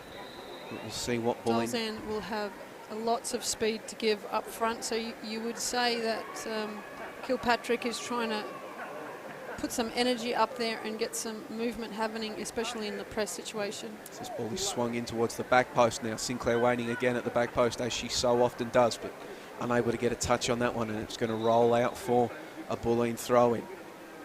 Fitness will be critical here. Yes, and it's going to be Taylor Vlanich will be the player substituted, and she's going to be replaced by the pacey Emily Dolzan. So like for like sort of swap there up front. So TJ Vlanich departs, replaced by Emily Dolzan. Dolzan has found the back of the net 6 times this season, so potentially it would be a fantastic time to add a 7th goal with her side down 1-0 in the 73rd minute of the NPLW Victoria Sanol Grand Final. Bulleen will have a free kick here in their defensive right flank, or throw-in. Forward by Maldiri, headed back by Schrober. Left behind, but eventually it is Zimmerman that gets over there. Zimmerman getting a few more touches in these past few minutes. She, of course, did have the golden chances. Now Morrison may be showing a few nerves. Just miscommunication. I'm not sure that's nerves at this stage of the game. I think just you assume somebody's doing something. You assume the goalkeeper's going to come and get it from you, or they're going to ask for it back. But they should be just looking to play it up the park and get possession up the park as much as possible. Now Friend, she'll turn, try to get the ball up the park, but she's booted it forward, and while Dolzan's going to give chase, has a lot of pace, but it's going to be Kodja getting there first. Privatelli getting there as well. 2-on-1 situation rapidly emerges, and Kodja has to just boot the ball clear as the sliding challenge came in and find the touchline. Ball in the hands of Leah Maldiri. Gets the ball into the middle of the field to Friend, and we'll get it back to Dolzan. Sliding in was Zimmerman, but Friend comes away with the ball, and it's well worked 1-2 between Friend and Rabin. Ball comes into the area, but Privatelli unable to get there before Dallost comes to claim it for Calder United. Calm work there by the kid in goals. She's done well. She was going to go punch it, I think, and then just decided to catch it and stem the pressure. Schrober just plays the ball in behind the lines, maybe looking for Zimmerman's run, but Maldiri is there. But Zimmerman has just stolen the ball. Absolute robbery from Zimmerman, and then it came out to the back post looking for Sinclair. Sinclair unable to get on the ball. Natoli booting it away. Natoli has stayed down on the turf, so we'll get back to that as the ball is cleared away from the feet of... Frascalzo is down. Is it Frascalzo? Yeah. I feel like she's cramping. Frascalzo has had trouble with injury throughout this season. She's only played 6 games, so battling for form. Was the veteran defender, as looks as though we're getting another substitution being prepared, this time for Calder. Raquel Doralis, it looks like. We'll find out who she'll be replacing soon. Yeah, we're hearing she's going to be replacing Adriana Taranto, Joey. So Raquel Doralis replacing Adriana Taranto. I do feel like he's taking off some really good players. Like I mean, I'm sure they feel like they've got nothing left in the tanks. I mean, if you're dropping back Angie Beard and you want to keep a 1-0 lead, fair enough. But they're just such good players out there. It's tough as a spectator to see such defensive tactics come in. There's now Duralis, another teenager, enters the fray. Replacing, so we are operating at 50% Taranto capacity now on the field. We're on 50. Now there is space to run into for Rabinic. She'll get the ball across to Dolzan, but Calder once again, just those veteran instincts and the ability to read the play from Calder. It's been valuable a few times this second half, and once again shutting down any forward momentum from Bulleen. Kane working with Muldeary. Muldeary just trying to play the ball through, but it's going to come out to Duralis, who just puts the ball out. We very rarely see a sweeper in this day and age, but certainly G is a sweeper. Just down here at ground level, myself and Katie Lambeski have had to go for the umbrella. The rain is really picking up, so it could be a wet finish to this second half. Morrison just streaming forward, and she's surrounded by Calder shirts, but still is able to get the ball out, but it's going to get cut out by Schrober. I honestly think the fitness is going to be who wins the game right now. I think if Calder can match Bulleen in their intensity, then there's no reason why they won't shut this out. As Muldeary tries to play it in, but guess who? Calder reading the play and picking the ball out. And Duralis trying to kill the ball down. And she'll get another chance to move forward here, but bundled over by Hall and winning her side a free kick. Smart work by their Hall, because Duralis was away and needing to get numbers behind the ball. She's quite tactically pulled her down there. Now Gummer just boots it forward, looking for Sinclair or perhaps Duralis. It went in between them. Bulleen come away with the ball, and that's probably going to get called back for handball. No, it's not. Yeah, it will be now. No advantage played. Caitlin Friend just probably didn't know much about it. But the handball awarded, and now Zimmerman tries to chest the ball down, unable to collect. Natoli plays it forward for Kane. Challenge comes in from Beard, who has dropped into that role in the pocket of space between midfield and attack. Duralis moving into one of the front three positions. Bouncing over the top, Friend trying to get on it. Calder there instead. But now the header comes in for Dolzan, who plays it back to Friend, but Friend's not able to make as good contact as she did as some of those first half efforts that rattled the frame of the goals. Tired legs. Dolzan just thinks, why would I have a shot when you can have Caitlin Friend facing forward? And so it's a great layoff by Dolzan to get Caitlin Friend on the board, but very tired looking shot there from Caitlin Friend.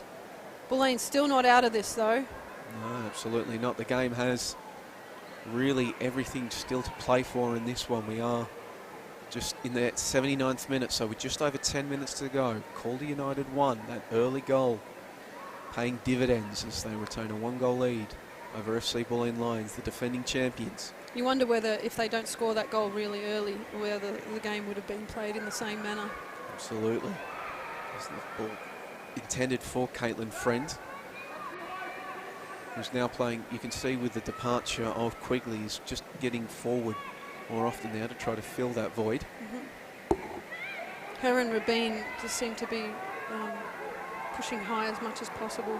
Duralis trying to play the ball off to Beard, no go. However, Zimmerman from range, and was dipping, but not dipping enough to threaten Shields, as Shields just watches it go over her head out for a goal kick. Whereas we are now in the 80th minute of the game, so final 10 minutes. Still 10 minutes to go. Yeah, anything can happen. Ball is played long from Shields. Gummer with the header back. Duralis heads it in the direction of Zimmerman, but it's Muldeary getting a boot on it. Headed back once again by Gummer. Beard rising, but unable to make contact. Duralis, Sinclair trying to get across, but Morrison with the stronger challenge. Players from every side now, it's just big pack forms, and eventually Morrison says, right, let's get you out of here, and boots it long. Calder heads it back, and then Hall just flying over the top. Clatters into Mel Taranto. Big collision.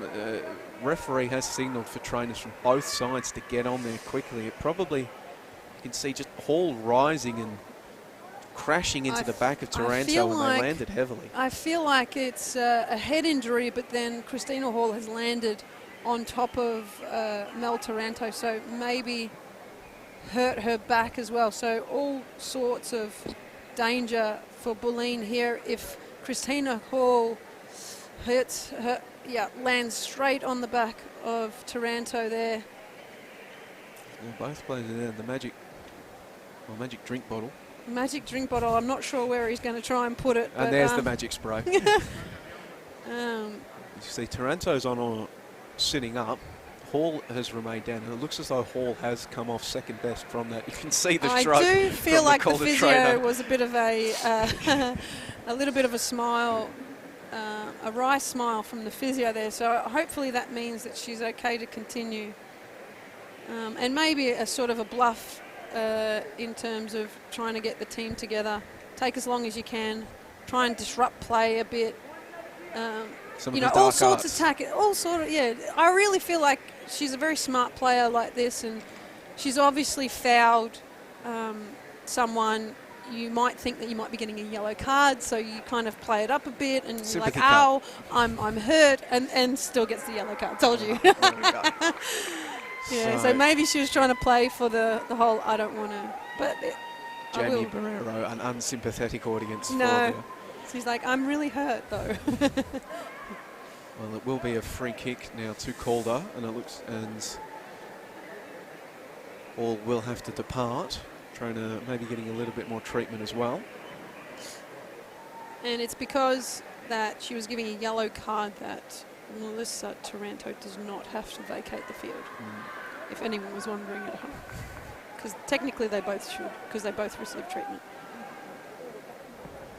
Ball played into the area, but you can see that compared to it was headed on by Zimmerman, Doralis giving chase but unable to wrangle it, but the body's getting forward for Calder on that set piece significantly less than we were seeing in earlier stages of the game, so maybe a sign from Calder that they are happy now to take this 1-0 lead, as you would be in the 83rd minute of a game. Yeah, as you would. I mean, 2-0 is actually probably a more dangerous scoreline because you start to relax a bit, so maybe they don't want to score that second goal and open themselves up to a bit of lax nature. Now Doralis trying to retain possession. Cheeky little backheel attempt for Zimmerman. Doesn't come off. Schrober playing the ball into the area. Headed clear by the newly yellow-carded Hall, who has re-entered. And that's Morrison just... I mean, sorry, but that's a great challenge. She's got an all ball. Yes. Centre-backs at home pulling their hairs out. Yes, but you watch clear challenge of the ball. So she wins the ball. It's rough, it's tumble, but... it's a grand final. It's a grand final. Everything to play for. So Melissa Taranto, she's in the walls. First taken out by Christina Hall in an unfair manner. In that time taken out by what the referee adjudged to be an unfair manner, but Bubs declared it was a good, strong challenge, probably in Bubs' camp on that one, being a former centre-back myself.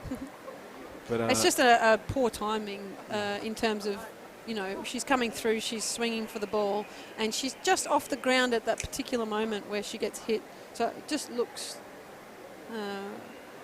more dangerous than it actually is.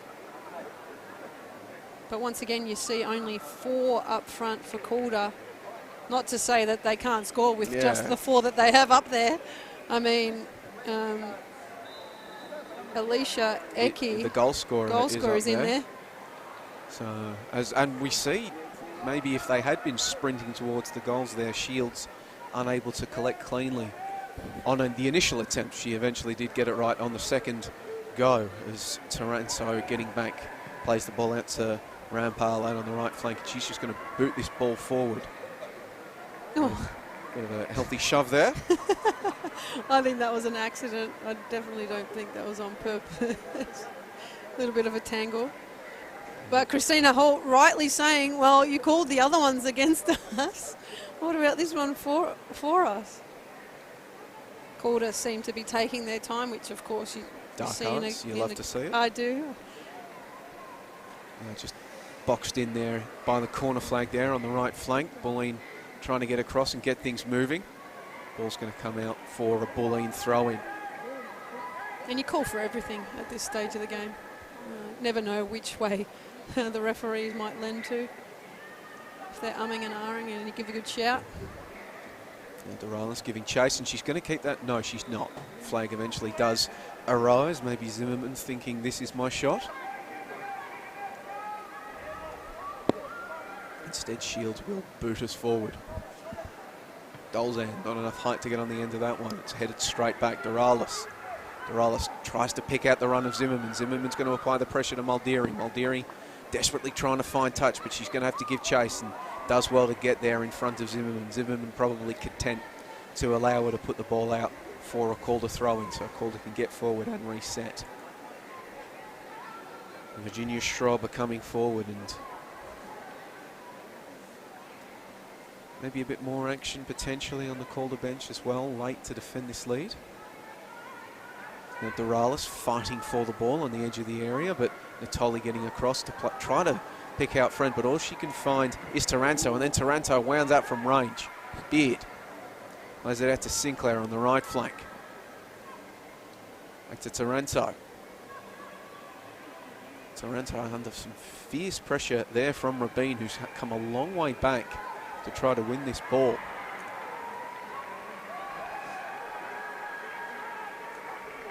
You can see up front now for Bulleen, she started the game in the midfield, but Caitlin Friend now is on an island on the shoulder of the Calder defenders. So Caitlin Friend, she has won, as we mentioned, numerous golden boots for Bulleen in the past, and now is being asked by head coach Paul Kilpatrick to just get me another one. Yeah, spearhead the... There's now Privatelli trying to get forward, and she's gone down holding a knee. Not sure if she's cramped up there in the last moment or she's got a knock on the way through.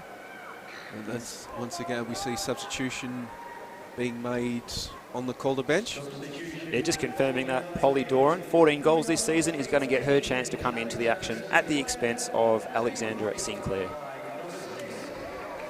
Polly, one of the more exciting teenagers going around NPLW, a healthy weapon to have off the bench with 14 goals, although perhaps you imagine as she replaces Sinclair, who receives a well-deserved cheer from the fans in the stands, salutes them. Thumbs up here to the broadcast side, being replaced by Polly Duran, but you would have to imagine coming on in the 88th minute, side up 1-0 in a grand final, Polly Duran is going to be thinking more defensive than attacking in her cameo appearance. Now, she moves into some free space here, marshalling Hall as the corner kick comes in. Players flying, but it's, well, not the most convincing defensive header in the world. That could have gone anywhere, Could have gone it? anywhere, thankfully for Calder. It's gone out for Calder kick on the other side, as you can just see on the replay. It was the goal scorer. Yes. Iki just trying to... Once again, communication. Not there as another ball comes in, and that's a much better defensive header, but it's going to come out to Kane. Kane working the ball across to Dolzan on the right flank. Dolzan whips another ball in. Just Friend unable to get a swinger boot at the volley, and now Doralis. Doralis is going to, well, trying to play it behind her. A very difficult pass to have come off, looking for Beard, and it's going to be just played out by Leah Muldeary. Great well-timed challenge by Alexandra Gummer in the centre of the park there. Caitlin Friend's shaping up for the ball across the box by Dolzan. Unfortunately, Bulleen don't come away with the shot on goal, but they do regain possession, although they give it back again. Yeah, initially, and that was Beard this time knew well before she kept running that she was offside, not making a chase after it. And there's Shields, ball in her hands, just boots this long. Just, you can see numbers getting forward for Bulleen. Just 3 Bulleen attackers operating almost on the shoulders of the back 4 of Calder, but they're unable to keep it in as Schrober just throws the ball up the touchline and wins her side a few extra metres as Rabin puts it straight back out. Doralis uses her body well, but Natoli, and then Natoli is made to pay for defending there, just absolutely clattered by Doralis. And Doralis is going to earn herself a yellow card for her troubles. Now, you would think that, you know, Bulleen's going to lump it long here, but all they need to do is actually just keep possession and get it higher up the park. So you can see 5 minutes of added time here at Amy Park. So numerous stoppages in that second 45 minute. The tension is not yet broken here at Amy Park. A whole extra 5 minutes for Bulleen to operate in. Well done. Keep possession first. Get possession up higher up the park first. And Tully, well, Oh, eventually then then the second ball just was turns the not ball there, over. is it? Dolzen sliding in. Morrison heads the ball forward. Kodja heads it straight back. Zimmerman, she's just going to boot the ball over the top. Give that a chase for Raquel Doralis as Muldeary plays it back to Shields. Doralis has kept going, however, sliding in. Was a fair challenge on the Bulleen goalkeeper. And now the shot from range from Zimmerman, but probably was maybe hitting the post or going wide anyway, but no chances taken by Hall. Chesting it down and getting the ball out. And that was a very, well, it was the pressure from Doralis that we saw it a lot more in the first half than we have in the second, but Calder's forward pressure again. Now the throw comes in. Easy collection in the end for Kane, who just boots the ball forward, but not keeping possession. Get anywhere for you. And Shields. She's just going to boot the ball forward. So maybe a bit of panic stations for Bulleen. They're not trying to play football. They're just trying to go long. Dolzan flies, but he's unable to win the ball. And Schrober watches it all the way back to Alyssa Dalost, who, if this result holds, will consign her junior club to defeat in the grand final. Ooh. So Just a nasty back heel by Beard there. Could have caught Morrison on the chin. But she declares to keep playing, not make the referee take any notice. Poor Leah Privatelli's gone lame up front. She's just got that corky. And we are seeing a substitute, and it will be Leah Privatelli, I think, coming off. Is that correct on the sideline there?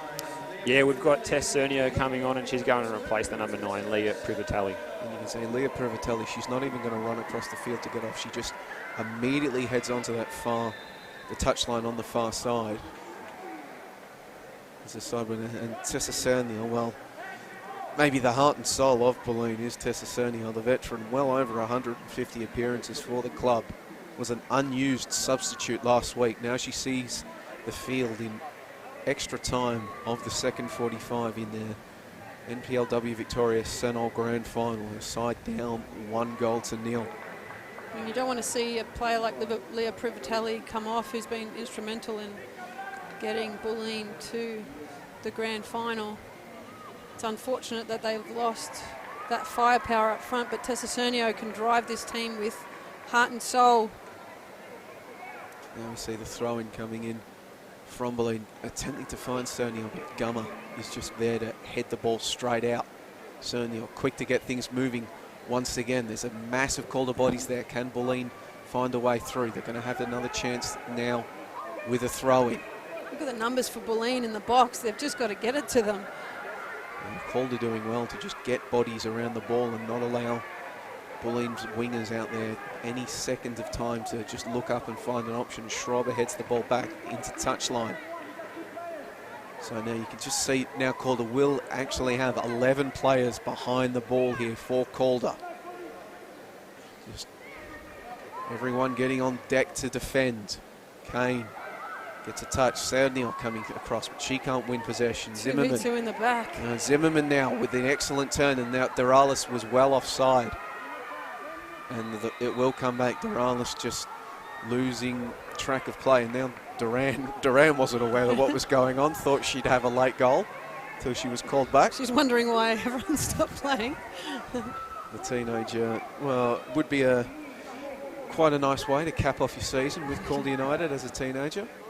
Get a goal, late goal, to seal the win for your side. Morrison just gets a right boot and swings it back, and getting across his Schreiber, and she's going to put it into touch. And now this has got to be a situation, Bubs, where if you are Bulleen, get every single person forward. Yeah, Emily Shields, get in the box.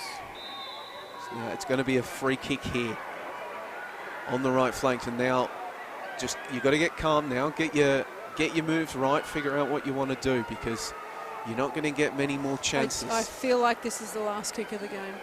I really do. If they can get, if I was Emily Shields, I'd be in the box. It's Emily Dolzan standing over the ball. This is what you want a front post run, because look at the space that Delost has left at the front post. You just want it clipped in there and just get a post, but it's going to be too close to Delost, and it's going to be a corner, not a free kick. Now, surely that's a free kick. She's completely cleaned up Delost, and Beard not happy about it, and looks to be in a lot of pain on the surface. I'm not sure if she's clipped her. She is charging for it and does just clip her at the last second. And unfortunately for Calder, she's not called a foul. Yeah, it's going to be a So corner it's now kick. another corner with your keeper injured. Yeah. And she's not moved. She's not moved especially at all. And if it's her back, she has had back injuries for a majority of the season. And that's why you've only ever seen her come through. And you dare say Christina Hall definitely going for the keeper in that instance. Just hope that she's okay, because when she's landed on her tailbone, which has then meant that her head has hit the ground as well. Yeah, in front you can see So Hall. you see the ricochet of the whiplash. Hall not intending to get a corner at all. She thought it'd be a goal kick or a free kick. Delost is up to defend the corner that he's swung in towards Serniol, but Serniol unable to get a touch. And that's it, full time here. History is made at Amy Park. Calder United, an absolutely dominant season comes to a fitting conclusion. They won the Community Shield, swept all before them in the Nike FC Cup, swept all before them in the regular season to be crowned premiers, and now here in the NPLW Victoria Senol Grand Final, 1-0 winners over FC Bulleen Lions. History made, two-time champions of NPLW Victoria for Calder United, the best side all year, and they did it tough, Bubs, but in the end, the job is done. Yeah, and I mean, it's a credit to the club, because sometimes they've fallen over at that last hurdle so many times. So for them to get the triple this year is very well deserved, and it just goes to show the growth that they've done on the field and off, in terms of saying how much you need to focus. These things just don't happen. You have to really back each other. And I've seen a defensive side today, so I really think Bulleen took it to them, and they just couldn't get it over the line like they did last season. As we are getting set to go down to Zappers on the field with some of the winners.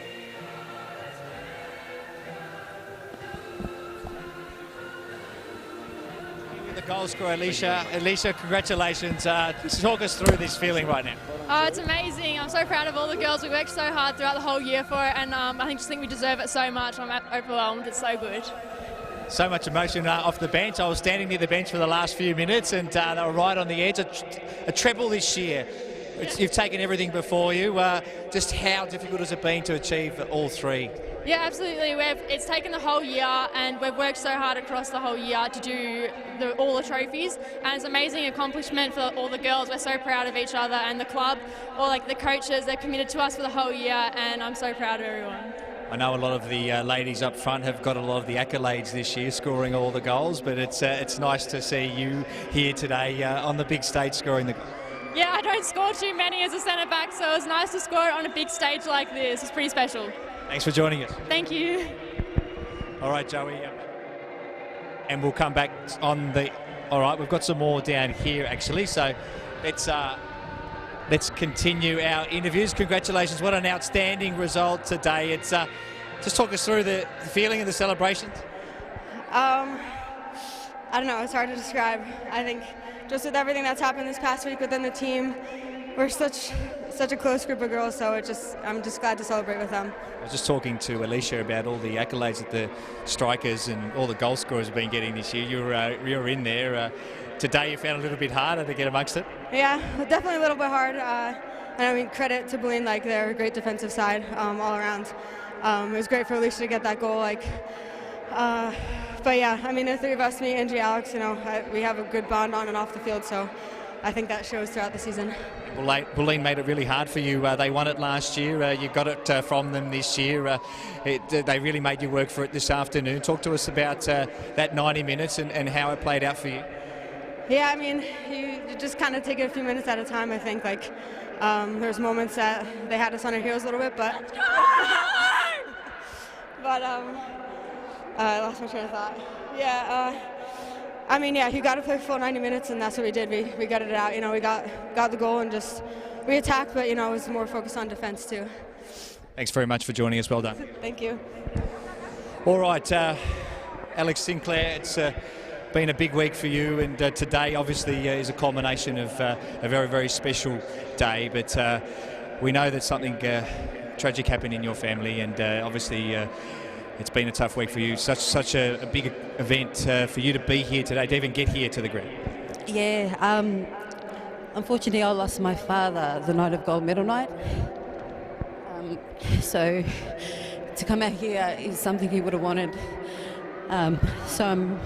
This game was for him, and I'm so proud of the girls stepping up and supporting me and being there for me through this tough time, and I know he'd be very proud. So, how did you even work up the courage to be here today? My family supported me. I love them so much, and they backed me 100% to do what Dad knew I loved. So this one's for Dad. Well, it's an extraordinary effort from you and from your team. Congratulations, and also our condolences. Thank you so much. Thank you. What more, as you see her teammates come over and get around her, what more can be said about Alex Sinclair? You just hear the heartbreaking circumstances leading into the game today, just playing today with a heavy heart, but her teammates getting around her now is a player that really the heart and soul of this Calder side. She doesn't win the gold medal, she doesn't win the golden boot, but her teammates and her foes around the league know just how valuable she is. Players Player of the Year in 2018 and 2019, Alex Sinclair, and now she is not only a Players Player of the Year for 2019, she is a champion for 2019 as her and her Calder United teammates, as the dulcet tones of Freddie Mercury blast out here at Amy Park singing "We Are the Champions." Well, Calder United, you are the champions. The team they've got such a passionate junior fan base and passionate fans that get around them on social media. If you follow them on Instagram or Facebook or Twitter, you can see how passionate they are as they throw up the signal there that, yep, we are the dominant side. We've come, we've seen, and we've conquered everything NPLW Victoria has to offer in 2019. A fantastic job from every member of that squad. It was a difficult game today. They had their challenges. Bulleen, the second best side all year, really took it to them, and just an absolutely fantastic occasion. The early goal paying such important dividends from Alicia Icky, but it was challenging conditions as well, wasn't it, Steve? Well, it was. It got a little bit slippery in the second half, but the ball skidded around, and Calder survived. They did just enough. They certainly had their chances in the second half to add to that tally, but they made it. They certainly had a say in making sure it was a grandstand finish right down to the end of that fifth additional minute of stoppage time, Joey. Absolutely. It truly was a dramatic finish to the game. You could see Bulleen throwing numbers forward. Caitlin Friend, she's been another one of these players you could call the heart and soul of her club alongside Tessa Cernio. She's won so many golden boots for Bulleen in the past. They just threw her forward. In the end, you can see Leah Privatelli, she ran and ran and ran until she couldn't run anymore, just throwing people on. As we'll now go to the MCs for the trophy presentation.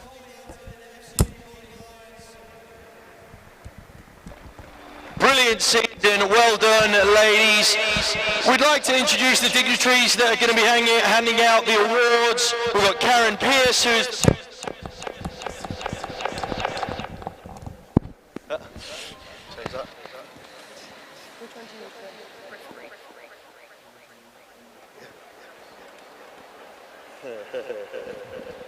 Karen Pearce, who is the Football Victoria Executive for Women and Girls, Peter Filopoulos, who is the Football Victoria CEO, Ete Mehmet from our great partners at Senol, and Melissa Barbieri. Now, first things first, without our match officials, this game would not have been able to take place. So if you could put put your hands together, a big round of applause for our match officials as they collect their medals. Jamie Barrerio, Denise Horner, Jessica Adams, and Lucy Northrup.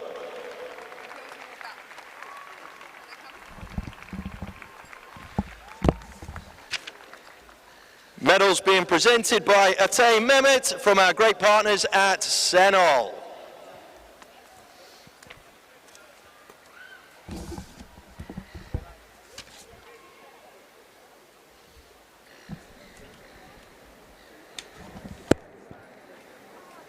Round of applause once again for our match officials. Now we have the honour of having Melissa Barbieri hand out our player of the match as voted by our match officials. The player of the match for the 2019 NPL Women's Grand Final from Calder United, number 18, Alexandra Sinclair.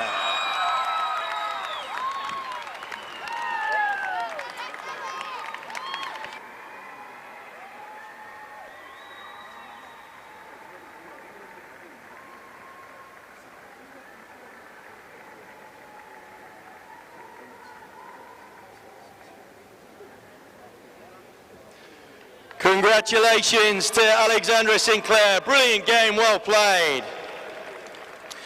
Now it's such a shame that on such a spectacle there has to be winners and losers, but I think FC Bulleen, the team, the players and the coaches can all hold their heads real high. Big round of applause for our runners up.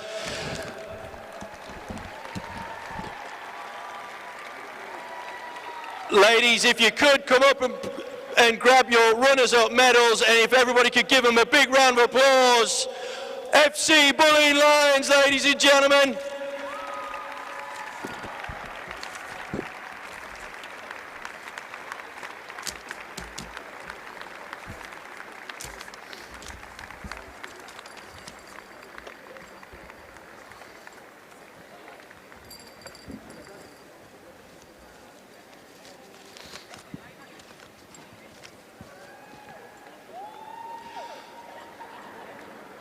And if I could ask for our head coach, Paul Kilpatrick, if Paul could make his way through as well.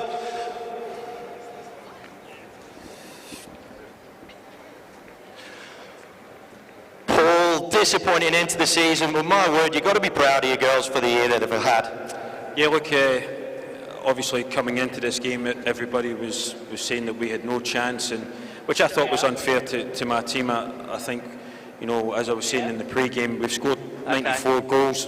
We had the best defence in the league, and I thought we were really, you know, unlucky today. We created a few chances, but look, no disrespect, Calder have been great all year, and you know, well done to them. 1, 2, 3. 1, 2, 3. So as you reflect on the year gone by, like you said, there's plenty of goals, a defence about as miserly as you can get. There's not a lot more that you could have done. No, not really. Like I say, today just came down to a few moments. They took their moment, and we didn't take the ones that we created, so that's just football. Right, congratulations for what's been a fantastic 2019. FC Bulleen Lions, ladies and gentlemen.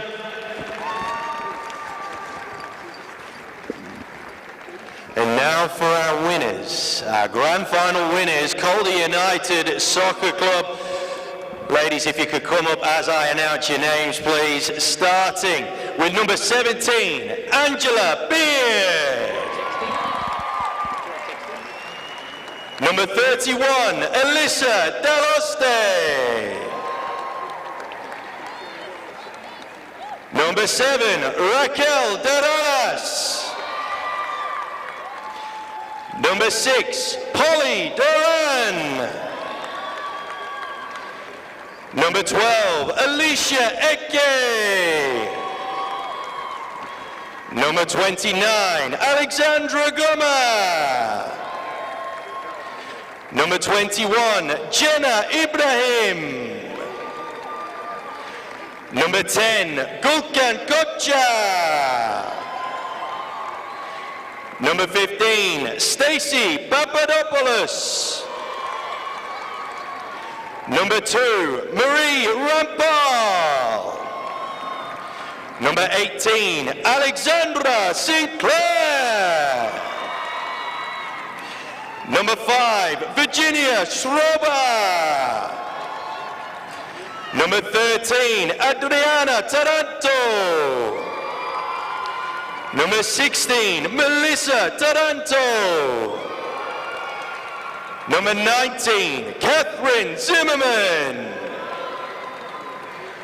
And your captain, number 11, Emma Roberts. If we could also ask head coach Marco Tocazo and assistant coach Ian Williamson to come up to the stage, please. Before you go. Emma, what a fantastic way to end what has been a fabulous year for Calder United. It couldn't be better, honestly. We've been working so hard and it means so much to us, I can't even tell you. Now, going into the game, you were hot favourites by all the media. Did that play a part and give you a bit of nerves at the start? Oh, of course it gives you a little bit of nerves, but at the end of the day, it's a really, really tough game against Bulleen all the time. And look, we've got to go out there. We know we can play well, and we just gave it our all. Blistering start, summed up by the goal at the beginning, and then you seemed like you had a bit of control going through the game. Is that the way it felt? Yeah, definitely. That goal really cemented it for us, and then the second half just, was about keeping control, defending, and making sure we got the win in the end. Congratulations, Emma. If I could just grab the head coach, Mark, for a second. I know, I am a little bit like a running blind. My friend, brilliant end to what's been a fantastic year. Yeah, the girls have dug deep since we started back in November last year, and I couldn't be proud of them. They've been fantastic. Obviously, commiserations to Bulleen, Paul, Alex and Jeff. You've given us a hard fight all year, and thanks for the hit out again today. Right, well, look, going through the year, I mean, you started off absolutely blistering pace, and then it sort of became a bit more of an even game. Yeah, we knew that we had the squad depth from the start of the year, and I know that people talk about the 3 girls up front, but every single player in this side has played a part in today and obviously the season that we've had. So, well, congratulations. All that's left is for Karen. If you could present the trophy, please, to Emma, captain. Your champions for 2019, Calder United!